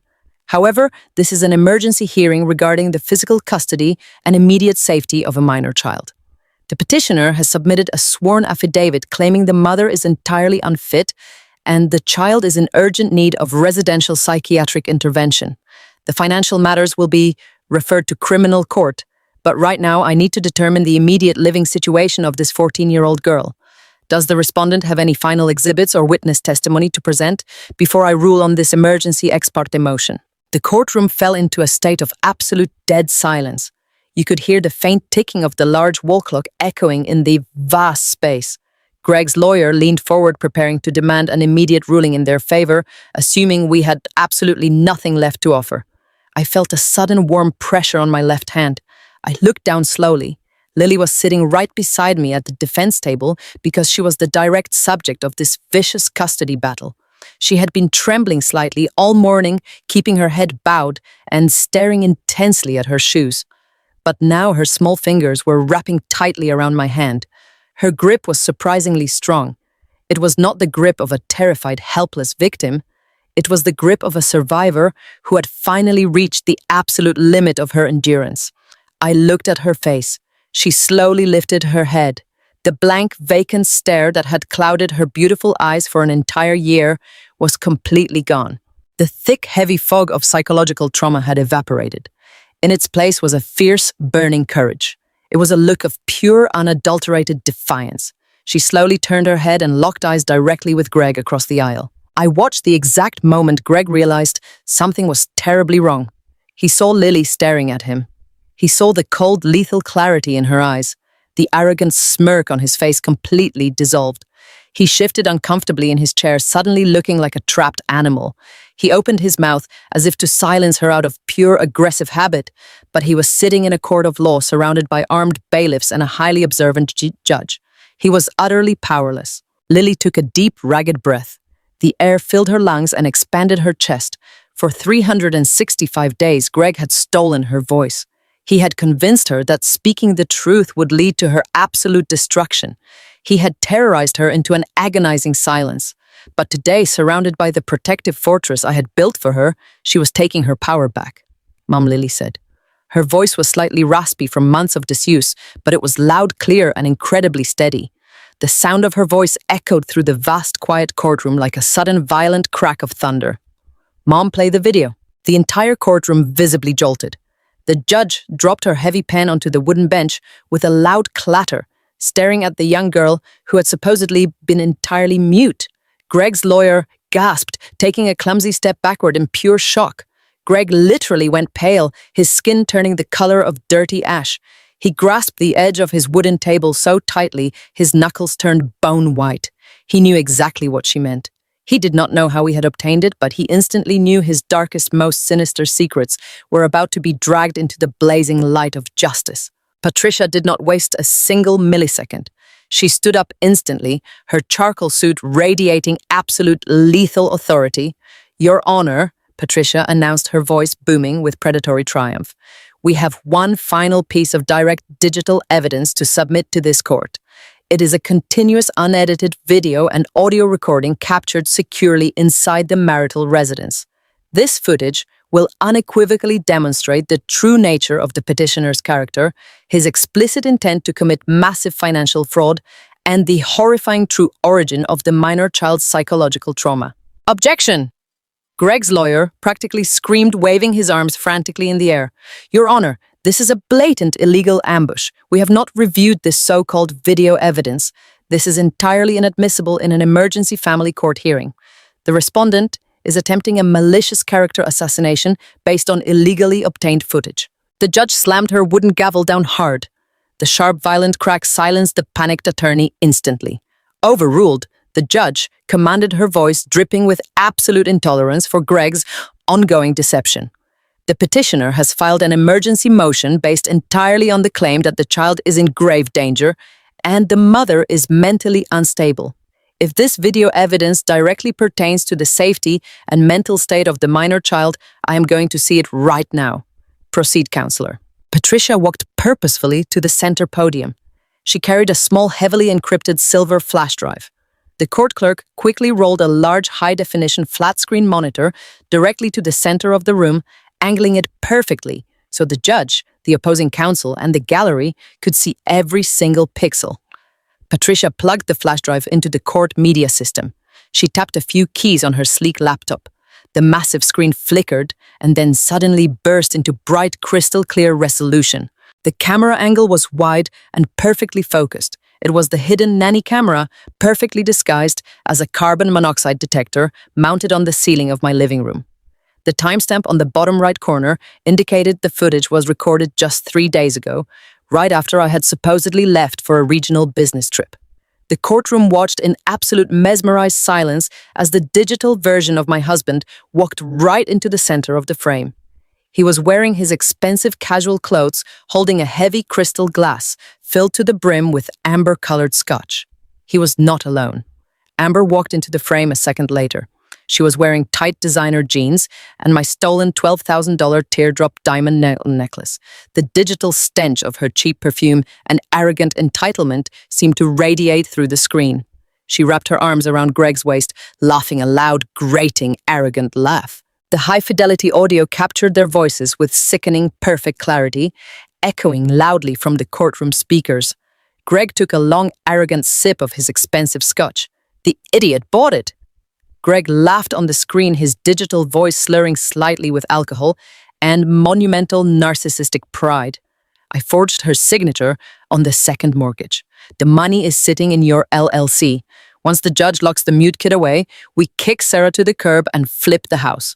A collective, horrified gasp swept through the court gallery. The judge leaned so far forward over her heavy wooden bench, she looked ready to leap over it. Her eyes were burning with a fierce, pure judicial fury. Greg sat absolutely frozen at the plaintiff's table. He looked as though all the blood had been violently drained from his body, leaving him a hollow, empty shell. His heart must have been pounding out of his chest as chills ran down his spine. His mouth hung open in a silent scream of absolute terror. He was watching himself confess to felony forgery and grand larceny on a massive television screen in front of a furious family court judge. But the digital evidence was not finished digging his grave. Patricia tapped the keyboard again with cold, calculated precision. The video abruptly skipped forward to a new timestamp. "Your Honor," Patricia stated, her voice cutting through the heavy, suffocating silence like a razor blade. "The court must now witness the undeniable truth behind the minor child's selective mutism." The massive screen now showed the dark hallway leading to my home office. It was late afternoon. Lily appeared on the screen, walking quietly, carrying a school notebook. Suddenly, Greg stepped aggressively out of the shadows, blocking her path. The friendly, charming community leader mask was completely gone. His face on the screen was twisted into a terrifying, violent mask of pure aggression. Lily tried to step around him, but Greg lunged forward. The hidden microphone captured the loud, sickening sound of his heavy hand slapping against her shoulder as he violently grabbed her thin arm. Lily gasped on the video, her eyes wide with absolute panic. "You listen to me, you little brat," Greg hissed on the screen, his face inches from hers. "I know you saw me with Amber. If you ever breathe a single word of this to your pathetic mother, I will end you. Do you understand me? I will tell the doctors you are hallucinating. I will tell the school counselor you are completely insane. I have the money and the power to lock you in a padded asylum so fast your head will spin and they will throw away the key. You keep your mouth shut or I will make you disappear. Do we have an understanding?" On the screen, Lily nodded frantically, tears streaming down her terrified face. She was completely paralyzed by fear. Greg shoved her backward against the hallway wall with a violent, aggressive push. "Good girl." Greg sneered, adjusting his expensive watch and walking away, leaving her trembling alone in the dark corridor. The screen abruptly went black as Patricia paused the playback. The profound, suffocating silence in the courtroom returned, but this time it was heavy with absolute horror and intense condemnation. The reality of what he had done hung in the air like a thick, poisonous cloud. He had not just stolen money. He had systematically, psychologically tortured a 14-year-old girl. He had stolen her sense of safety, her voice, and her childhood, all to protect his own disgusting greed. I looked at Lily sitting beside me. She was sitting up perfectly straight. She was no longer shaking. She was looking at the massive black screen with a look of pure closure and profound strength. The monster had been dragged out from under the bed and exposed to the bright, burning light of ultimate justice. I slowly turned my head and looked across the aisle at my husband. He was completely broken. The arrogant posture, the immaculate grooming, the charming smirk, all of it had been entirely obliterated. He was slumped forward in his leather chair, clutching his chest as if he were having a severe panic attack. He was gasping for air, his eyes darting frantically around the room, looking for an escape route that absolutely did not exist. He looked at his lawyer begging for help, but the attorney simply refused to make eye contact, furiously packing his legal pads into his briefcase, preparing to abandon a sinking, burning ship. Then Greg slowly lifted his head and looked directly at me. He expected to see the frail, weeping wife he had bullied and manipulated for years. He expected to see a broken victim. Instead, he saw a woman forged from pure solid steel. I did not smile. I did not gloat. I simply stared at him with a gaze as sharp as a knife. I let him see the absolute magnitude of his miscalculation. I let him realize that while he thought he was playing a masterful game of deception, I had been quietly, methodically building the guillotine that was currently resting directly above his neck. I had let him walk into this courtroom. I had let him swear an oath. I had let him lie to a powerful judge. And then with a single undeniable video file, I had completely, entirely, and permanently ruined his life. The final heavy syllable of Greg's terrifying threat to my daughter echoed against the dark mahogany walls of the courtroom and then faded into an absolute suffocating silence. The large flat screen monitor went completely black, but the horrifying image of his contorted, angry face seemed to be permanently burned into the retinas of every single person in the room. For 5 long, agonizing seconds, nobody moved a single muscle. The air in the room grew incredibly thin and heavy, pressing down on my shoulders like a physical weight. Then the absolute silence shattered into a million sharp, jagged pieces. The courtroom erupted into a chaotic frenzy of noise. The gallery behind us broke into loud, furious whispers and gasps of pure, unadulterated shock. The court clerk covered her mouth with both hands, her eyes wide with total disbelief. The opposing attorney, Greg's high-priced legal savior, threw his expensive gold pen down onto the thick wooden table with a loud, sharp clatter. He violently shoved his heavy leather chair backward away from Greg, as if my husband were suddenly covered in a highly contagious, lethal disease. He refused to look at his client. He refused to say a single word in his defense. He simply stood up and took 2 very large steps away from the plaintiff's table, legally and physically abandoning a sinking, burning ship. Greg was completely, entirely destroyed. The flawless, charismatic mask he had worn for years had been violently ripped away, leaving absolutely nothing but a pathetic, terrified coward exposed to the harsh fluorescent lights of the legal system. The perfectly tailored navy blue suit suddenly looked 2 sizes too large for his shrinking, trembling frame. He went completely pale.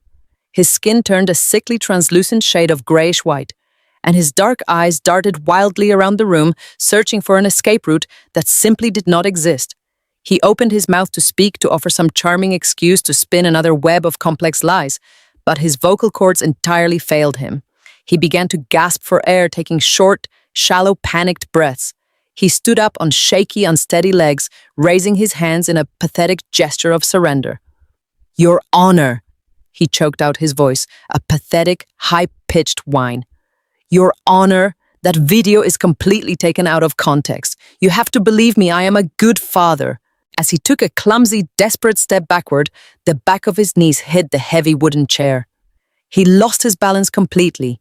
His arms flailed wildly in the air as he tumbled backward, crashing heavily to the floor in a tangled, messy heap of expensive wool and pure, absolute humiliation.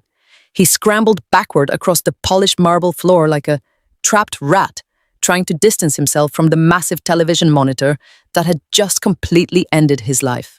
The judge did not offer him a single ounce of pity. She rose from her elevated bench, her black robes billowing around her like a dark storm cloud. Her sharp, observant eyes were blazing with a pure, righteous, judicial fury. Silence. The judge commanded, her voice echoing like a physical crack of thunder through the chaotic room. I will have absolute silence in my courtroom right now. The room instantly quieted down, but the heavy electric tension remained. The judge looked down at Greg, who was still sitting on the cold floor panting heavily and trembling violently. Mr. Miller, she said, her voice dripping with absolute disgust and lethal authority. In all my years on the bench, I have rarely witnessed such a profound and deeply disturbing display of narcissistic manipulation, perjury, and calculated malice. You came into this courtroom today, you placed your hand on a holy book, and you swore an oath to tell the truth. You then proceeded to spin a completely fabricated narrative of financial ruin and mental instability, attempting to use the authority of this court to steal a home and silence a traumatized 14-year-old child. Your emergency ex parte motion is hereby denied with extreme prejudice. The judge turned her attention to Patricia, who was standing tall and composed at the center podium. Counselor, the judge said you have presented concrete digital evidence of felony financial fraud, forgery, and child intimidation. I am ordering all of these files to be immediately transferred to the district attorney's office for a full criminal indictment. The judge then looked directly at the two large armed bailiffs standing near the heavy wooden doors. Deputies, she commanded, take this man into immediate custody. He is a flight risk and a demonstrated threat to a minor child. The two large deputies moved forward with swift, practiced precision. They grabbed Greg by his upper arms and hauled him roughly to his feet. Greg began to sob openly, his chest heaving with heavy, pathetic cries. Please, he begged, the tears streaming down his pale face. Please, do not do this. I have a reputation. I'm a respected community leader. You cannot put me in jail. The deputies ignored his pathetic pleas. One of the officers loudly read him his Miranda rights, while the other systematically searched his pockets, removing his wallet, his keys, and his expensive cellular phone. They spun him around, pushed his hands firmly behind his back, and secured his wrists with a pair of heavy steel handcuffs. The sharp clicking sound of the metal locking into place echoed perfectly through the silent room. It was the absolute sweetest music I had ever heard in my entire life. While Greg was actively weeping and begging the deputies for mercy, a subtle, desperate movement caught the corner of my eye. I turned my head slightly and looked toward the very back row of the gallery seating. Amber was sitting there. She had sneaked into the courtroom wearing a large pair of dark sunglasses and a beige trench coat, hoping to secretly witness my ultimate destruction and celebrate her new stolen life. But instead, she had just watched her wealthy golden goose get slaughtered on a high-definition monitor. Her face was completely drained of color. The arrogant sneer she usually wore was entirely replaced by stark, naked terror. She slowly stood up from the wooden bench, keeping her head down, hoping the chaos at the front of the room would completely cover her escape. She turned and began to tiptoe very quickly toward the heavy double doors leading out to the hallway. She reached her manicured hand out to push the wooden door open, but she was not fast enough. Patricia had already anticipated every single variable.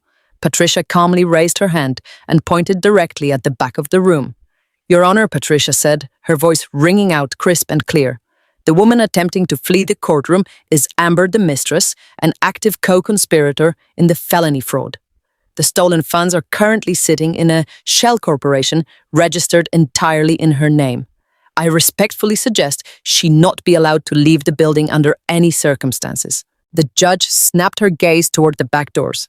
Stop that woman, the judge ordered instantly. Two court officers stationed in the hallway immediately stepped directly into Amber's path, blocking the exit. Amber shrieked loudly, dropping her expensive designer handbag onto the marble floor.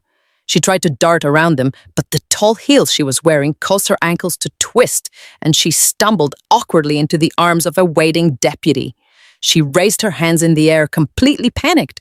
I did not do anything, she screamed, her shrill voice breaking hysterically. He lied to me. Greg lied to me. He told me the money was his. I am a victim here. I did not know he was stealing from his wife. Please let me go. The officers ignored her frantic screaming. They grabbed her by the arms and pulled her firmly back into the courtroom, detaining her for immediate questioning by the financial fraud unit. She looked over at Greg, who was standing in handcuffs, and she began to curse at him violently, blaming him for ruining her entire life. It was a perfectly poetic display of greedy criminals turning on each other, the absolute second the ship began to sink. 3 long, incredibly peaceful months have passed since that spectacular day in family court. The heavy dark clouds that had suffocated my life for over a year have completely and permanently lifted, leaving behind a bright, warm, and entirely clear horizon. The legal and financial fallout from that single hearing was absolutely devastating for the people who tried to destroy me. Greg is currently sitting in a cold, damp concrete cell at a maximum security federal detention center, wearing a bright orange jumpsuit and eating terrible, bland cafeteria food while facing a potential decade in federal prison for massive wire fraud, felony forgery, and severe perjury. The man who once wore tailored suits and drank expensive scotch is now assigned to the facility laundry detail, spending his days washing dirty uniforms for other inmates. The community leaders and wealthy church elders who had blindly believed his charming lies were absolutely horrified when the local newspapers published the full graphic details of his crimes. His pristine suburban reputation was completely obliterated overnight. He lost every single friend, every lucrative business connection, and every ounce of respect he had ever stolen from the world. Amber did not fare much better in the aftermath. She completely lost her real estate license when the state licensing board discovered her active involvement in the fraudulent commercial mortgage scheme. She's currently facing multiple serious conspiracy charges and has been forced to move back into her parents' cramped, dusty basement, absolutely destitute and publicly disgraced. The shell corporation she thought would make her rich was immediately seized and dismantled by federal financial auditors. The expensive luxury vehicles and the beautiful diamond necklaces were fully repossessed and sold at public auction to slowly repay the massive financial damages they had deliberately caused. I heard from a former mutual acquaintance that she is currently working a minimum wage job at a local fast food drive through desperately trying to save enough pennies to afford a bottom-tier criminal defense attorney to keep her out of a state penitentiary. With Patricia's brilliant and ruthless legal guidance, I successfully reclaimed every single cent of the $150,000 Greg had stolen from my life savings. I was granted immediate and total sole ownership of my beautiful house. The fraudulent second mortgage was legally completely wiped from the property records by order of the federal judge. The heavy, suffocating burden of financial ruin was entirely removed from my shoulders. I was finally, truly, completely free. I spent weeks meticulously cleaning every single room in the house, rubbing away the lingering scent of his terrible cologne, and erasing every single memory of his deceitful presence. I threw all of his expensive golf clubs and his pretentious wine collection directly into a rented dumpster in the driveway. I hired a professional locksmith to install heavy-duty deadbolts on every single door, ensuring he could never again cross my threshold. I painted the walls bright, cheerful colors and opened all the windows to let the fresh, pure sunlight pour into our newly reclaimed sanctuary. But the absolute greatest victory of all, the true triumph that makes every single moment of agonizing pain entirely worth it, is sitting right beside me today. Lily is smiling again. The dark, heavy trauma that kept her silent for an entire year is slowly but steadily healing with each passing day. She is working with a wonderful, gentle therapist who uses art and music to help her safely rebuild her lost confidence and her damaged sense of safety. Her voice is back, and it is significantly stronger and brighter than ever before. She laughs easily now, her beautiful melodic sound filling the once empty spaces of our home with pure, absolute joy. We spend our weekends baking sweet treats in the kitchen covered in flour and watching silly comedy movies in the living room without any fear of interruption. She no longer walks quietly through the hallways, looking nervously over her shoulder to see if a monster is hiding in the shadows. She walks with the proud, confident steps of a young, brilliant girl who absolutely knows she is fiercely, entirely, and unconditionally protected by a mother who would burn down the entire world to keep her safe. As I sit here on the wide wooden steps of my front porch, watching the brilliant golden and pink colors of the evening sunset slowly paint the suburban sky, I feel a profound and quiet sense of absolute peace. I take a deep, slow breath of the fragrant evening air and listen to the gentle sound of the wind rustling through the green leaves of the massive oak trees in my front yard. I look out over the manicured green lawn. The exact same lawn where a hostile moving truck had parked just 3 months ago. And I realize something incredibly important about the true nature of power. True strength does not have to be loud. True strength does not require screaming, crying, or throwing pathetic public tantrums to be heard. True strength is quiet. True strength is incredibly patient. True strength does not roar, it simply calculates. It waits in the dark shadows, gathering undeniable evidence, building an impenetrable fortress of pure logic and hard facts until the absolute perfect moment presents itself. And when that moment finally arrives, true strength strikes with a cold, precise, and utterly devastating finality that leaves the enemy with absolutely no chance of survival or escape. Women can sacrifice, but we should never be foolish. When backed into a corner, show them your true strength. If you feel satisfied with this ending, please give me a like and subscribe to the channel. What time is it where you are watching this video and where are you from? Let me know in the comments below.